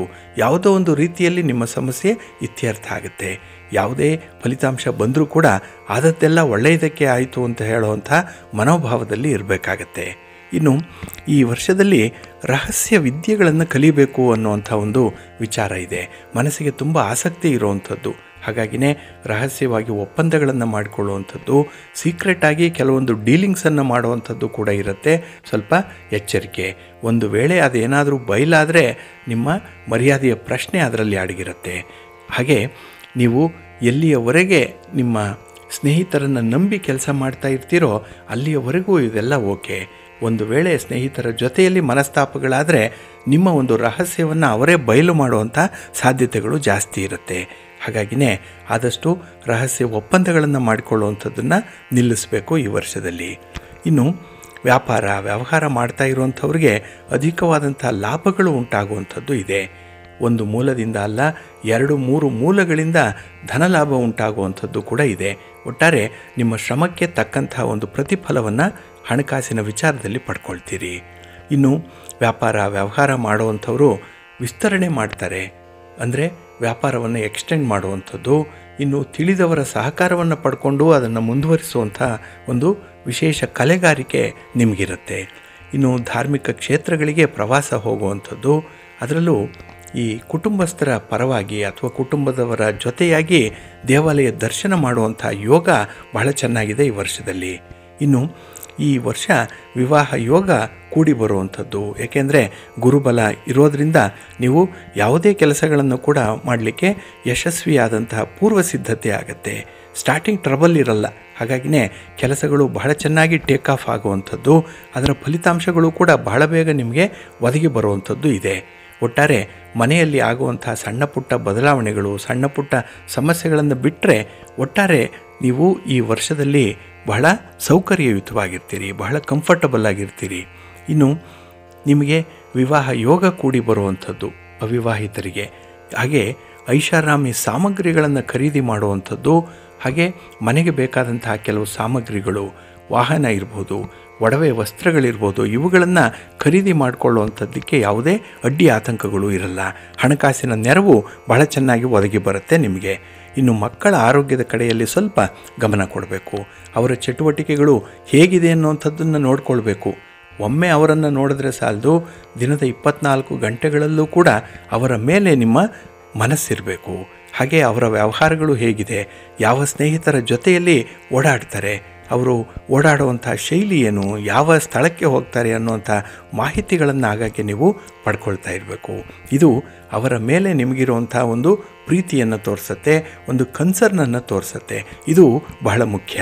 ಹಾಗೆ ಈ ವರ್ಷದಲ್ಲಿ ನಿಮ್ಮ ವ್ಯವಹಾರಗಳು ಯಶಸ್ವಿಯಾಗಿ ಆಗಬೇಕು ಅಂತ ಹೇಳಿದ್ರೆ ನೀವು ಶನಿ ಶಾಂತಿಯನ್ನು ಮಾಡಿಸ್ಕೊಳ್ಳುವಂಥದ್ದು, ಸುಬ್ರಹ್ಮಣ್ಯನನ್ನು ಆರಾಧನೆ ಮಾಡುವಂಥದ್ದು, ಹಾಗೆ ಯಾವುದಾದ್ರೂ ಒಂದು ಸುಬ್ರಹ್ಮಣ್ಯ ಕ್ಷೇತ್ರಕ್ಕೆ ಹೋಗಿ ಬರುವಂಥದ್ದನ್ನು ಮಾಡಿ ದರ್ಶನ ಮಾಡಿಕೊಳ್ಳಿ. ಒಳ್ಳೆಯ ಫಲ ನಿಮ್ಮದಾಗತ್ತೆ ಈ ವರ್ಷ. ಧನುರಾಶಿಯವರಿಗೆ ಗುರು ಈ ವರ್ಷದಲ್ಲಿ ಷಷ್ಠ ಭಾವದಲ್ಲಿ ಸಂಚಾರ ಮಾಡ್ತಾ ಇದ್ದಾನೆ. 6ರ ಭಾವ 6ನೇ ಮನೆ ಅಂತ ಹೇಳಿದ್ರೆ ಗುರುಬಲ ಇಲ್ಲ. ಹಾಗಾಗಿನೇ ಮನೆಯಲ್ಲಿ ಆಗಬೇಕಾಗಿರುವಂತಹ ಕೆಲಸ ಕಾರ್ಯಗಳಲ್ಲಿ ಸ್ವಲ್ಪ ಅಡೆತಡೆಗಳು ಜಾಸ್ತಿ ಇರುತ್ತೆ. ಇನ್ನು ಶನಿ ತೃತೀಯದಲ್ಲಿರ್ತಾನೆ, ರಾಹು ಚತುರ್ಥದಲ್ಲಿ, ಕೇತು ದಶಮದಲ್ಲಿ ಸಂಚಾರ ಮಾಡುವಂಥ ಸಮಯ ಇದು. ಹಾಗಾಗಿ ನಿಮ್ಮ ಆರೋಗ್ಯದ ಕಡೆ ಈ ವರ್ಷ ತೀವ್ರವಾದ ಗಮನವನ್ನು ಕೊಡಬೇಕು. ಎಂದಿಗಿಂತಲೂ ಕೂಡ ಈ ಆರೋಗ್ಯದ ಸ್ಥಿತಿ ಏನಿದೆ ನಿಮಗೆ ಕಡಿಮೆ ಆಗ್ತಾ ಇರುತ್ತೆ. ಹಾಗಾಗಿ ಆರೋಗ್ಯವನ್ನು ಕಾಪಾಡಿಕೊಳ್ಳುವಂಥ ನಿಟ್ಟಿನಲ್ಲಿ ಪೌಷ್ಟಿಕ ಆಹಾರವನ್ನು ತೆಗೆದುಕೊಳ್ಳುವಂಥದ್ದಾಗಲಿ, ತಜ್ಞ ವೈದ್ಯರನ್ನು ಭೇಟಿ ಮಾಡುವಂಥದ್ದು, ಔಷಧೋಪಚಾರಗಳನ್ನು ಮಾಡಿಕೊಳ್ಳುವಂಥದ್ದು ಬಹಳ ಮುಖ್ಯ. ಹಾಗೆ ದೇಹಕ್ಕಿಂತ ಮನಸ್ಸಿಗೆ ಹೆಚ್ಚು ಆಘಾತ ಆಗುವಂಥ ಸಂದರ್ಭ ಇದು. ಹಾಗಾಗಿನೇ ಯಾವುದೇ ಒಂದು ಚಿಂತೆಯನ್ನು, ವಿಚಾರಗಳನ್ನು ಮನಸ್ಸಿಗೆ ಹಚ್ಕೊಳ್ಬೇಡಿ. ಅದು ಬಹಳ ಬೇಗ ದೂರ ಹೋಗಲ್ಲ. ಹಾಗೆ ನಿಮ್ಮ ಸಮಸ್ಯೆಯನ್ನು ಕೂಡ ಅದು ಪರಿಶಮನ ಮಾಡಲ್ಲ. ಹಾಗಾಗಿನೇ ನಿಮ್ಮ ಆರೋಗ್ಯದ ಕಡೆ ಗಮನ ಕೊಡುವಂಥದ್ದು ಬಹಳ ಮುಖ್ಯ. ಇನ್ನು ಮನೆಯಲ್ಲಿ ವಿನಾಕಾರಣ ಮನಸ್ತಾಪಗಳು ಆಗುವಂಥ ಸಾಧ್ಯತೆಗಳು ಜಾಸ್ತಿ ಇರುತ್ತೆ. ನಿಮ್ಮದೇ ಮಾತು ನಡಿಬೇಕು, ನಿಮ್ಮದೇ ಕೆಲಸಗಳಾಗಬೇಕು, ನಿಮ್ಮ ಮೂಗಿನ ನೇರಕ್ಕೆ ಎಲ್ಲರೂ ಇರಬೇಕು ಅನ್ನುವಂಥ ಒಂದು ಹಠದ ಸ್ವಭಾವದಿಂದ ಮನಸ್ತಾಪಗಳು ಬಹಳ ಬೇಗ ಆಗ್ತಾ ಇರುತ್ತೆ. ಒಮ್ಮೆ ಮನಸ್ತಾಪ ಆದರೆ ಅದು ಸೆಟ್ಲ್ ಆಗುವಂಥದ್ದು ತುಂಬ ದಿನ ಹಿಡಿಯುತ್ತೆ. ಹಿಂದೆ ಎಲ್ಲ ಹಾಗಲ್ಲ. ಈ ದಿನ ಮನಸ್ತಾಪ ಆದರೆ ಸಂಜೆಯೇ ಅದು ಹೊಂದಾಣಿಕೆ ಆಗ್ತಾಯಿತ್ತು. ಆದರೆ ಮನಸ್ತಾಪಗಳು ಬಹಳ ಸಮಯದವರೆಗೆ ಕ್ಯಾರಿ ಓವರ್ ಆಗುವಂಥ ಸಾಧ್ಯತೆಗಳಿರುತ್ತೆ. ಸ್ವಲ್ಪ ಎಚ್ಚರಿಕೆ. ಅದಕ್ಕಾಗಿಯೇ ಯಾವುದೇ ರೀತಿಯ ವಾದ ವಿವಾದಗಳಲ್ಲಿ ಭಾಗವಹಿಸಬೇಡಿ. ಒಂದು ಚರ್ಚೆ ಬಂತು, ನಿಮ್ಮ ಅಭಿಪ್ರಾಯವನ್ನು ಹೇಳುವಂಥ ಸಂದರ್ಭ ಬಂತು ಅಂತ ಹೇಳಿದ್ರೆ ಸಂದರ್ಭೋಚಿತವಾಗಿ ಎಷ್ಟು ಬೇಕೋ ಅಷ್ಟೇ ಮಾತಾಡುವಂಥದ್ದು ಬಹಳ ಮುಖ್ಯ. ಮಾತಿನಿಂದಲೇ ಈ ವರ್ಷ ಅನರ್ಥಗಳನ್ನು ತಂದುಕೊಳ್ತೀರಿ. ಹಾಗಾಗಿನೇ ನೀವು ಮಾತಾಡೋವಂಥ ಸಂದರ್ಭದಲ್ಲಿ ನಾಲಿಗೆ ಹಿಡಿತದಲ್ಲಿರುವಂಥದ್ದು ಬಹಳ ಮುಖ್ಯ. ಇಲ್ಲ ಅಂತ ಹೇಳಿದ್ರೆ ಕಷ್ಟಕ್ಕೆ ಒಳಗಾಗುವಂಥ ಸಾಧ್ಯತೆಗಳು ಜಾಸ್ತಿ ಇರುತ್ತೆ. ಇನ್ನು ಸಾಲದ ರೂಪದಲ್ಲಿ ಹಣವನ್ನು ಕೊಡುವಂಥದ್ದನ್ನು ಈ ವರ್ಷ ಮಾಡಬೇಡಿ. ಯಾರಿಗೂ ಕೂಡ ಹಣಕಾಸಿನ ವಿಚಾರದಲ್ಲಿ ಹೆಚ್ಚು ಸಹಾಯ ಮಾಡುವಂಥ ಮನಸ್ಥಿತಿಯನ್ನು ಇಟ್ಕೊಳ್ಬೇಡಿ. ಏಕೆಂದರೆ ನಿಮಗೆ ಹಣದ ಸಮಸ್ಯೆಗಳು ಉಂಟಾಗುವಂಥದ್ದು ಇರುತ್ತೆ. ಇನ್ನು ಹಣಕ್ಕೆ ಜಾಮೀನಾಗಿ ನಿಲ್ಲುವಂಥದ್ದು, ಯಾರಿಗಾಗಿ ಸಾಲವನ್ನು ಕೊಡುವಂಥದ್ದು, ನಿಮ್ಮಲ್ಲಿಲ್ಲ ಅಂದರೂ ಬೇರೆಯವರಿಂದ ತಂದಾದರೂ ಸಾಲ ಕೊಡುವಂಥ ಒಂದು ಪ್ರಶ್ನೆ ಏನಾದರೂ ಬಂದರೆ ಆದಷ್ಟು ಅಂಥದ್ದನ್ನು ನಿಲ್ಲಿಸ್ಬಿಡಿ. ಇಂಥ ವ್ಯವಹಾರಗಳು ನಿಮಗೆ ಭಾರಿ ನಷ್ಟವನ್ನು ತರುತ್ತೆ. ಗಂಟು ನಂಟು ಎರಡೂ ಕೂಡ ಉಳಿಯಲ್ಲ ನಿಮಗೆ. ಇನ್ನು ಮನೆಯಾಗಲಿ ವಾಹನವಾಗಲಿ ನಿಮಗೆ ಅಷ್ಟಾಗಿ ಕೂಡಿ ಬರಲ್ಲ. ಹಾಗಾಗಿ ಹೊಸ ಮನೆ ಕಟ್ಟುವಂಥದ್ದಾಗಲಿ ಹೊಸ ವಾಹನವನ್ನು ಖರೀದಿ ಮಾಡುವಂಥ ಪ್ರಶ್ನೆಗಳೇನಾದರೂ ಇದ್ದರೆ ಸ್ವಲ್ಪ ನೋಡಿಕೊಂಡು ಮುಂದುವರಿರಿ. ಯಾಕೆ ಅಂತ ಹೇಳಿದ್ರೆ ಜನರಲ್ಲಾಗಿ ನೀವು ಈ ಒಂದು ಸಮಯವನ್ನು ನೋಡೋ ಹಾಗಿಲ್ಲ, ವಿಶೇಷ ದೃಷ್ಟಿಕೋನದಲ್ಲೇ ನೋಡಬೇಕಾಗತ್ತೆ. ಇನ್ನು ನಿಮ್ಮ ಕುಟುಂಬದಲ್ಲಿ ಅದರಲ್ಲೂ ನಿಮ್ಮ ತಾಯಿಯವರಿಗೆ ಸಣ್ಣ ಪುಟ್ಟ ಅನಾರೋಗ್ಯ ಸಮಸ್ಯೆಗಳು ಬಾಧಿಸುವಂಥ ಸಾಧ್ಯತೆಗಳಿರುತ್ತೆ. ಅಥವಾ ತಾಯಿ ಸ್ಥಾನದಲ್ಲಿರುವಂಥ ಹಿರಿಯರಿಗೆ ಇಂಥ ಸಮಸ್ಯೆಗಳು ಉಂಟಾಗ್ಬೋದು. ಹಾಗಾಗಿ ತಜ್ಞ ವೈದ್ಯರನ್ನು ಭೇಟಿ ಮಾಡಿ ಬರುವಂಥದ್ದು ಸರ್ವೇ ಸಾಮಾನ್ಯವಾಗಿರುತ್ತೆ. ಹಾಗೆ ನಿಮ್ಮ ಸ್ಥಿರಾಸ್ತಿಗೆ ಸಂಬಂಧಪಟ್ಟಂತಹ ಲಿಟಿಗೇಷನ್ಸ್ ಮುಂದುವರಿಯುವಂಥದ್ದು, ತೊಂದರೆ ತಾಪತ್ರಯಗಳ ಜೊತೆಯಲ್ಲಿ ಇದು ಕೂಡ ನಿಮಗೆ ಒಂದು ಒತ್ತಡವನ್ನು ತರುವಂಥ ಸಂದರ್ಭ ಆಗುತ್ತೆ. ಇನ್ನು ಪಿತ್ರಾರ್ಜಿತವಾಗಿ ಬರಬೇಕಾಗಿರುವಂಥ ಆಸ್ತಿಯಲ್ಲೂ ಕೂಡ ಏನೋ ಒಂದು ತಂಟೆ ತಕರಾರುಗಳು ಇರುವಂಥದ್ದು ಅಷ್ಟು ಸುಲಭಕ್ಕೆ ಆಗಲ್ಲ. ಆದರೆ ಸ್ವಲ್ಪ ಪ್ರಯತ್ನ ಪಟ್ಟರೆ ಎಲ್ಲವೂ ಕೂಡ ತಿಳಿಯಾಗುತ್ತೆ. ಅಷ್ಟು ಕೆಲಸವನ್ನು ಮಾಡಬೇಕು ಅನ್ನುವಂಥ ಒಂದು ವಿಚಾರ ನಿಮ್ಮ ಮನಸ್ಸಿಗೆ ಬರಬೇಕು. ಸ್ವಲ್ಪ ಆ್ಯಕ್ಟಿವ್ ಆಗಿರಬೇಕಾಗತ್ತೆ ಈ ವರ್ಷದಲ್ಲಿ. ಇನ್ನು ಈ ವರ್ಷ ನವಗ್ರಹ ಶಾಂತಿಯನ್ನು ಮಾಡಿಸ್ಕೊಳ್ಳುವಂಥದ್ದು, ಇನ್ನು ರಾಘವೇಂದ್ರ ಸ್ವಾಮಿಗಳ ಆರಾಧನೆಯನ್ನು ಮಾಡುವಂಥದ್ದು ಅಥವಾ ನಿಮ್ಮ ನೆಚ್ಚಿನ ಗುರುಗಳ ಸೇವೆಯನ್ನು ಮಾಡುವಂಥದ್ದು, ಆರಾಧನೆಯನ್ನು ಮಾಡುವಂಥದ್ದು ಬಹಳ ಮುಖ್ಯ. ಇದರಿಂದ ಅಲ್ಪ ಸ್ವಲ್ಪ ಗುರುಬಲ ಬರುತ್ತೆ. ಜೊತೆಗೆ ನಿಮ್ಮ ರಾಶಿಯ ಅಧಿಪತಿಯಾದಂಥ ಗುರುವಿನ ಒಂದು ಅನುಗ್ರಹ ಪಡ್ಕೊಳ್ಬೇಕು ಅಂತ ಹೇಳಿದ್ರೆ ನೀವು ಗುರುವನ್ನು ಚೆನ್ನಾಗಿಟ್ಕೊಳ್ಬೇಕು. ಅದಕ್ಕಾಗಿಯೇ ನಾವು ಆಗಾಗ್ಗೆ ಹೇಳುವಂಥ ಈ ಪರಿಹಾರ ಕ್ರಮಗಳನ್ನು ಅನುಸರಣೆ ಮಾಡ್ತಾ ಇರಿ, ಒಳ್ಳೆಯದಾಗತ್ತೆ ನಿಮಗೆ. ಮಕರ ರಾಶಿಯವರಿಗೆ ಈ ವರ್ಷದಲ್ಲಿ ಗುರು ನಿಮ್ಮ ರಾಶಿಯಿಂದ ಪಂಚಮ ಭಾವದಲ್ಲಿ ಸಂಚಾರ ಮಾಡ್ತಾ ಇದ್ದಾನೆ. ಪೂರ್ವ ಪುಣ್ಯ ಸ್ಥಾನದಲ್ಲಿ ಈ ಗುರು ಇರ್ತಾನೆ. ಹಾಗೆ ಸಂಪೂರ್ಣವಾದಂತಹ ದೈವಾನುಗ್ರಹ ಇರುತ್ತೆ, ಸಂಪೂರ್ಣವಾದಂತಹ ಗುರುಬಲ ಇರುತ್ತೆ. ಅದರಿಂದಲೇ ಕೆಲಸ ಕಾರ್ಯಗಳನ್ನು ವಿಶೇಷ ರೀತಿಯಲ್ಲಿ ಮಾಡುವಂಥ ಒಂದು ಇಚ್ಛಾಶಕ್ತಿ ಇರುತ್ತೆ ನಿಮಗೆ. ಇನ್ನು ಶನಿ ದ್ವಿತೀಯದಲ್ಲಿರ್ತಾನೆ, ಧನಸ್ಥಾನ ಕುಟುಂಬ ಸ್ಥಾನದಲ್ಲಿ ಶನಿ ಇರುವಂಥವನು. ಇನ್ನು ರಾಹು ತೃತೀಯದಲ್ಲಿರ್ತಾನೆ, ಕೇತು ನವಮದಲ್ಲಿ ಸಂಚಾರ ಮಾಡ್ತಾ ಇರ್ತಾನೆ, 9ರ ಮನೆಯಲ್ಲಿ ಕೇತು ಇರುವಂಥವನು. ಹಾಗಾಗಿ ಈ ಒಂದು ಸಮಯ ನಿಮಗೆ ವಿಶೇಷ ರೀತಿಯಲ್ಲಿ ಆಕರ್ಷಣೆಗೆ ಒಳಗಾಗುವಂಥದ್ದು. ಬಹಳ ಬೇಗ ಅಟ್ರಾಕ್ಟ್ ಆಗಿಬಿಡ್ತೀರಿ. ಯಾರದ್ದೋ ಮಾತು, ಯಾರದ್ದೋ ಒಂದು ಸೌಂದರ್ಯ, ಯಾರದ್ದೋ ಒಂದು ನಿಮ್ಮನ್ನು ಚಂಚಲಗೊಳಿಸುವಂಥ ಪ್ರಯತ್ನ ಬಹಳ ಬೇಗ ಆ ಒಂದು ವಿಚಾರಕ್ಕೆ ಮನಸೋಲುವಂಥ ಸಾಧ್ಯತೆಗಳು ಜಾಸ್ತಿ ಇರುತ್ತೆ. ಇನ್ನು ಕೈಗೊಂಡ ಕೆಲಸ ಕಾರ್ಯಗಳು ನಿರ್ವಿಘ್ನವಾಗಿ ನೆರವೇರುತ್ತೆ. ಗುರುಬಲ ಇರೋದರಿಂದ ಕೆಲಸಗಳನ್ನು ಬಹಳ ವಿಶೇಷ ರೀತಿಯಲ್ಲಿ ಮಾಡ್ತೀರಿ. ಒಳ್ಳೆಯ ಫಲಿತಾಂಶಗಳು ಕೂಡ ಬಹಳ ಬೇಗ ನಿಮಗೆ ಒದಗಿ ಬರುವಂಥದ್ದು ಇದೆ. ಹಾಗೆ ಅತ್ಯಲ್ಪ ವೆಚ್ಚದಲ್ಲಿ ಹೆಚ್ಚಿನ ಸುಖವನ್ನು ಪಡ್ಕೊಳ್ಳುವಂಥ ನೀವು ಮನೆಗೆ ಬೇಕಾದಂತಹ ಕೆಲವು ಐಷಾರಾಮಿ ವಸ್ತುಗಳನ್ನು ಖರೀದಿ ಮಾಡ್ತೀರಿ. ಅದರಲ್ಲೂ ನಿಮ್ಮ ಒಂದು ಆರೋಗ್ಯಕ್ಕೆ, ನಿಮ್ಮ ಒಂದು ಸಂತೋಷಕ್ಕೆ ತುಂಬ ಕಂಫರ್ಟನ್ನು ನೀಡುವಂಥ ವಿಚಾರಗಳೇ ಜಾಸ್ತಿ ಇರುತ್ತೆ. ಹಾಗೆ ಈ ಒಂದು ಸಂವತ್ಸರದಲ್ಲಿ ವ್ಯವಹಾರದಿಂದ ತುಂಬ ಧನಲಾಭ ಉಂಟಾಗುವಂಥದ್ದು ಇದೆ. ಹಾಗೆ ಉಳಿತಾಯದ ಪ್ರಶ್ನೆ ಕೂಡ ನಿಮ್ಮ ಮನಸ್ಸನ್ನು ಬಾಧಿಸುತ್ತೆ. ಹಾಗಾಗಿನೇ ಎಲ್ಲೋ ಒಂದು ಕಡೆ ಇನ್ವೆಸ್ಟ್ ಮಾಡಬೇಕು, ಭೂಮಿಯ ಮೇಲೆ ನೀವು ಇನ್ವೆಸ್ಟ್ ಮಾಡಬೇಕು, ಅಥವಾ ಸ್ಟಾಕ್ಸ್ ಆಗಲಿ ಶೇರ್ಸ್ ಆಗಲಿ ಇಂಥದ್ರಲ್ಲಿ ಇನ್ವೆಸ್ಟ್ ಮಾಡಬೇಕು ಅನ್ನುವಂಥ ವಿಚಾರ ಮನಸ್ಸಿಗೆ ಬಂದಿರುತ್ತೆ. ಹಾಗಾಗಿ ನಿಮ್ಮ ಸಂಪಾದನೆಯ ಒಂದು ಅಂಶವನ್ನು ಉಳಿಸುವಂಥದ್ದು ಬಹಳ ಮುಖ್ಯ. ಆ ಒಂದು ನಿಟ್ಟಿನಲ್ಲಿ ಒಳ್ಳೆಯ ಕ್ರಮಗಳನ್ನು ಕೈಗೊಳ್ಳುವಂಥದ್ದು, ಒಳ್ಳೆಯ ತೀರ್ಮಾನವನ್ನು ತೆಗೆದುಕೊಳ್ಳುವಂಥ ಸಾಧ್ಯತೆಗಳು ಕೂಡ ಇದೆ. ಇನ್ನು ಆಧ್ಯಾತ್ಮದಲ್ಲಿ ವಿಶೇಷವಾದಂತಹ ಆಸಕ್ತಿ ಇರುವಂಥ ವರ್ಷ ಇದು. ಹೇಗೋ ಏನೋ ಅಂಥ ವ್ಯಕ್ತಿಗಳ ಪರಿಚಯ ಆಗುತ್ತೆ. ಅಂಥ ವ್ಯಕ್ತಿಗಳ ಜೊತೆಯಲ್ಲಿ ಒಂದು ಸಂವಹನ ಇರುತ್ತೆ, ಸಂಪರ್ಕ ಇರುತ್ತೆ, ಕಮ್ಯುನಿಕೇಷನ್ ಚೆನ್ನಾಗಿರುತ್ತೆ. ಹಾಗಾಗಿನೇ ಒಬ್ಬ ಹಿರಿಯರ ಮಾರ್ಗದರ್ಶನದಲ್ಲಿ ನೀವು ಕೆಲಸಗಳನ್ನು ಮಾಡಿಕೊಳ್ಳುವಂಥ ಒಂದು ಪ್ರಯತ್ನದಲ್ಲಿರ್ತೀರಿ. ಹಾಗೆ ನಿಮಗೆ ವಿಶೇಷವಾದಂಥ ಆಸಕ್ತಿ ನಿಮ್ಮ ಓದಿನಲ್ಲಿ ಇರುವಂಥದ್ದು. ವಿದ್ಯಾರ್ಥಿಗಳ ದೃಷ್ಟಿಯಲ್ಲಿ ಹೇಳೋದಾದರೆ ಓದು, ವ್ಯಾಸಂಗ, ವಿದ್ಯಾಭ್ಯಾಸ ನಿಮಗೆ ತುಂಬ ಇಷ್ಟವಾಗುತ್ತೆ. ಯಾರೋ ಒಬ್ಬರು ರೋಲ್ ಮಾಡೆಲ್ ನಿಮ್ಮ ಎದುರಿಗಿದ್ದಾರೆ. ಹಾಗಾಗಿನೇ ಅವರಂತೆ ನಾನು ಯಾಕೆ ಆಗಬಾರ್ದು ಅನ್ನುವಂಥ ಒಂದು ವಿಚಾರ, ಅನ್ನುವಂಥ ಒಂದು ತುಡಿತ ಮನಸ್ಸಿನಲ್ಲಿರುತ್ತೆ. ಇದು ಒಳ್ಳೆಯ ಲಕ್ಷಣ. ಹಾಗಾಗಿನೇ ಅಂಥ ವಿಚಾರದಲ್ಲಿ ಈ ಒಂದು ವರ್ಷದಲ್ಲಿ ಒಳ್ಳೆಯ ಸಾಧನೆಯನ್ನು ಕೂಡ ಮಾಡ್ತೀರಿ. ಹಾಗೆ ಈ ಒಂದು ಧೈರ್ಯ ಪ್ರದರ್ಶನ ಮಾಡುವಂಥದ್ದು ಅಥವಾ ಸಾಹಸ ಕೃತ್ಯಗಳನ್ನು ಮಾಡುವಂಥ ಸಂದರ್ಭಗಳು ಕೂಡ ಹೆಚ್ಚಾಗಿರುತ್ತೆ. ಆದರೆ ಯುವಕರು ಯುವತಿಯರು ವಾಹನವನ್ನು ಓಡಿಸುವಂಥ ಸಂದರ್ಭದಲ್ಲಿ ನಿಮ್ಮ ಒಂದು ವೇಗಕ್ಕೆ ಮಿತಿ ಇರಬೇಕಾಗತ್ತೆ. ಹಾಗೆ ಮಕ್ಕಳಿಗೋಸ್ಕರ ಅಧಿಕವಾಗಿ ಧನ ವ್ಯಯವಾಗುವಂಥದ್ದು ಇದೆ, ಮಕ್ಕಳಿಗಾಗಿ ಖರ್ಚಾಗುವಂಥದ್ದು. ಹಾಗಾಗಿನೇ ಬೇರೆ ಬೇರೆ ದೃಷ್ಟಿಕೋನದಲ್ಲಿ ಮಕ್ಕಳ ಬೇಕು ಬೇಡಗಳ ಬಗ್ಗೆ ನೀವು ತೀರ್ಮಾನವನ್ನು ಕೈಗೊಳ್ಳಬೇಕಾಗತ್ತೆ.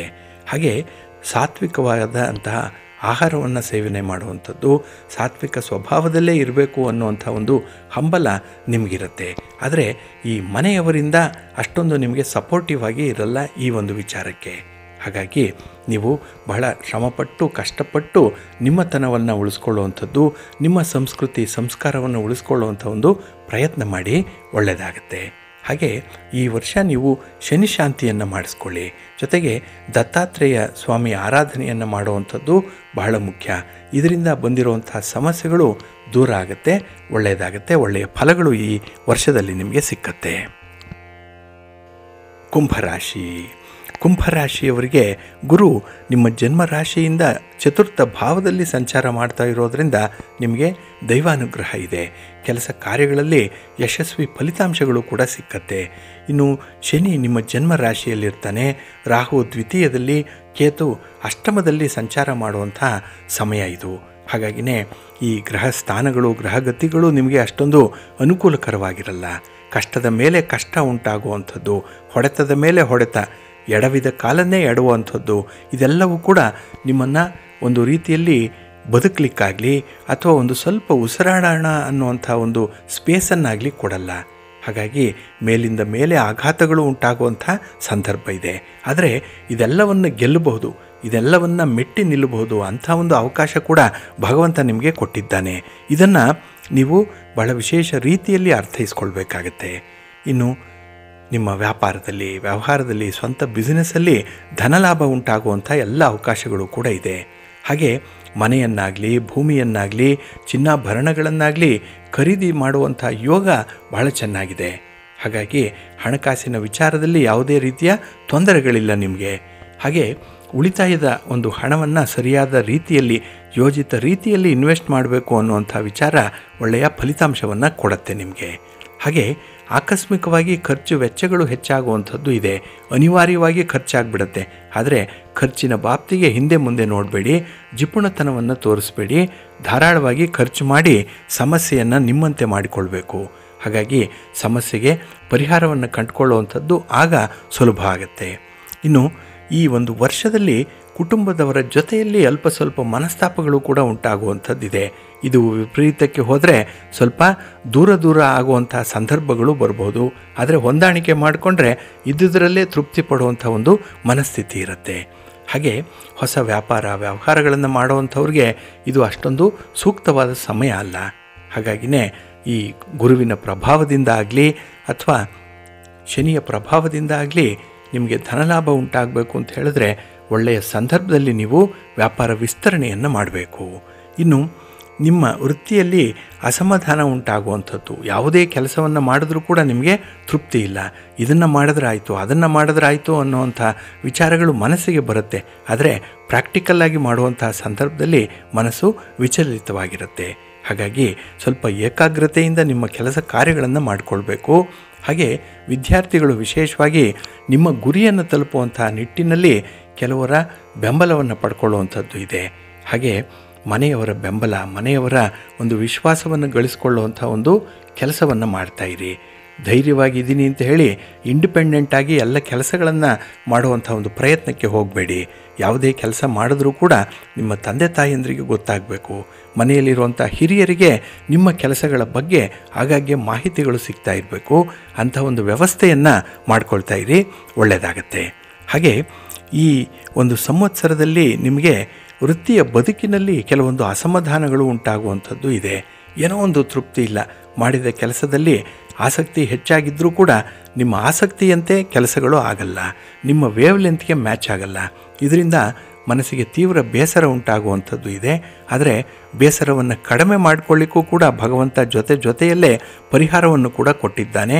ಅಂಥ ಪರಿಹಾರವನ್ನು ಮಾಡಿಕೊಳ್ಳಿ. ನವಗ್ರಹ ಶಾಂತಿಯನ್ನು ಮಾಡಿಸಿ, ಹಾಗೆ ಆಂಜನೇಯನ ಅಷ್ಟೋತ್ತರವನ್ನು ಪಠಣ ಮಾಡಿಕೊಳ್ಳಿ.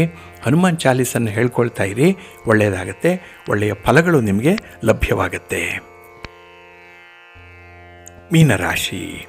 ಮೀನರಾಶಿಯವರಿಗೆ ಈ ವರ್ಷದಲ್ಲಿ ಗುರು ನಿಮ್ಮ ರಾಶಿಯಿಂದ ತೃತೀಯ ಭಾವದಲ್ಲಿ ಸಂಚಾರ ಮಾಡ್ತಾ ಇರ್ತಾನೆ. ಇದು ದೈವಾಗ್ರಹವನ್ನು ಕಡಿಮೆ ಮಾಡುವಂಥದ್ದು, ದೈವಾನುಕೂಲ ಕಡಿಮೆ ಇರುವಂಥ ಸಂದರ್ಭ. ಹಾಗೆ ಶನಿ ದ್ವಾದಶದಲ್ಲಿ ಅಂದರೆ ವ್ಯಯಸ್ಥಾನದಲ್ಲಿ ಶನಿ ಇರ್ತಾನೆ. ರಾಹು ಜನ್ಮ ರಾಶಿಯಲ್ಲೇ ಇದ್ದಾನೆ. ಹಾಗಾಗಿ ಮೀನ ರಾಶಿಯಲ್ಲೇ ರಾಹು ಸ್ಥಿತನಾಗಿರುವಂಥವನು. ಇನ್ನು ಕೇತು ಸಪ್ತಮದಲ್ಲಿ ಸಂಚಾರ ಮಾಡ್ತಾ ಇರ್ತಾನೆ. ಕನ್ಯಾ ರಾಶಿಯಲ್ಲಿ ಕೇತು, 7ನೇ ಮನೆಯಲ್ಲಿ ಕೇತು ಇರುವಂಥ ಸಮಯ ಇದು. ಹಾಗೆ ವಿಪರೀತವಾಗಿರುವಂಥ ಕೆಲಸ ಕಾರ್ಯಗಳನ್ನು ಮಾಡುವಂಥ ಹುಚ್ಚು ಆಸೆ ನಿಮ್ಮಲ್ಲಿದೆ, ಹುಚ್ಚು ಆಸಕ್ತಿ ನಿಮ್ಮಲ್ಲಿರುತ್ತೆ. ಹಾಗಾಗಿ ನಿಮ್ಮ ಮನಸ್ಸಿಗೆ, ದೇಹಕ್ಕೆ ಯಾವುದು ಬೇಕೋ ಅಂಥ ಕೆಲಸಗಳನ್ನೇ ಆಯ್ಕೆ ಮಾಡಿಕೊಳ್ಳುವಂಥ ಸಾಧ್ಯತೆಗಳು ಜಾಸ್ತಿ ಇರುತ್ತೆ. ಆದರೆ ವಿಪರೀತವಾದಂಥ ಧೈರ್ಯ ಅಷ್ಟೊಂದು ಒಳ್ಳೆಯದಲ್ಲ. ಹಾಗಾಗಿ ನಿಮ್ಮ ಆತ್ಮವಿಶ್ವಾಸವನ್ನು ಕಡಿಮೆ ಮಾಡಿಕೊಳ್ಬೇಕು. ಹಾಗೆ ನಿಮ್ಮ ಬಯಕೆಗಳಿಗೂ ಕೂಡ ಎಲ್ಲೋ ಒಂದು ಕಡೆ ಕಡಿವಾಣವನ್ನು ಹಾಕಬೇಕಾಗತ್ತೆ. ಇನ್ನು ಕೋಪವನ್ನು ನಿಯಂತ್ರಣ ಮಾಡಿಕೊಳ್ಳುವಂಥದ್ದು ಈ ವರ್ಷ ಬಹಳ ಮುಖ್ಯ. ಇಲ್ಲ ಅಂತ ಹೇಳಿದ್ರೆ ಈ ತಾಳ್ಮೆಯನ್ನು ಕಳ್ಕೊಂಡಂಥವ್ರಿಗೆ ಬಹಳ ಬೇಗ ಸಂಬಂಧಗಳನ್ನು ಕೂಡ ಕಳ್ಕೊಳ್ತೀರಿ. ಏಕೆಂದರೆ ನಿಮ್ಮ ಮಾತು ಅನರ್ಥದಿಂದ ಕೂಡಿರುತ್ತೆ. ಮಾತಿನಲ್ಲಿ ಒರಟುತನ ಇದೆ.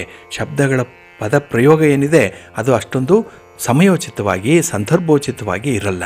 ಹಾಗಾಗಿನೇ ತಾಳ್ಮೆಯಿಂದ ವರ್ತಿಸಬೇಕಾಗಿರುವಂಥದ್ದನ್ನು ಈ ಗ್ರಹಗತಿಗಳು ನಿಮ್ಮಿಂದ ಬಯಸ್ತಾ ಇರುವಂಥದ್ದು.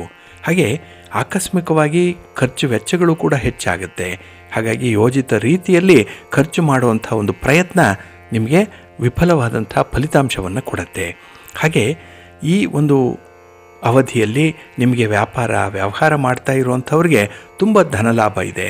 ವ್ಯಾಪಾರಕ್ಕೆ ಮೋಸ ಇಲ್ಲ, ಕೊರತೆ ಇಲ್ಲ, ಧನಲಾಭ ಇದೆ. ಆದರೆ ಶ್ರಮ ಮಾತ್ರ ವಿಪರೀತವಾಗಿ ಹಾಕಬೇಕಾಗತ್ತೆ. ಇನ್ನು ಹೊಸ ಯೋಜನೆಗಳನ್ನು ಜಾರಿಗೆ ತರುವಂಥ ಸಂದರ್ಭದಲ್ಲಿ ಸಾಕಷ್ಟು ಯೋಚನೆ ಮಾಡಿ ಮುಂದುವರಿರಿ. ಒಬ್ಬರಲ್ಲ, ಇಬ್ಬರ ಒಂದು ಕನ್ಸಲ್ಟೇಷನ್ ತಗೊಳ್ಳಿ.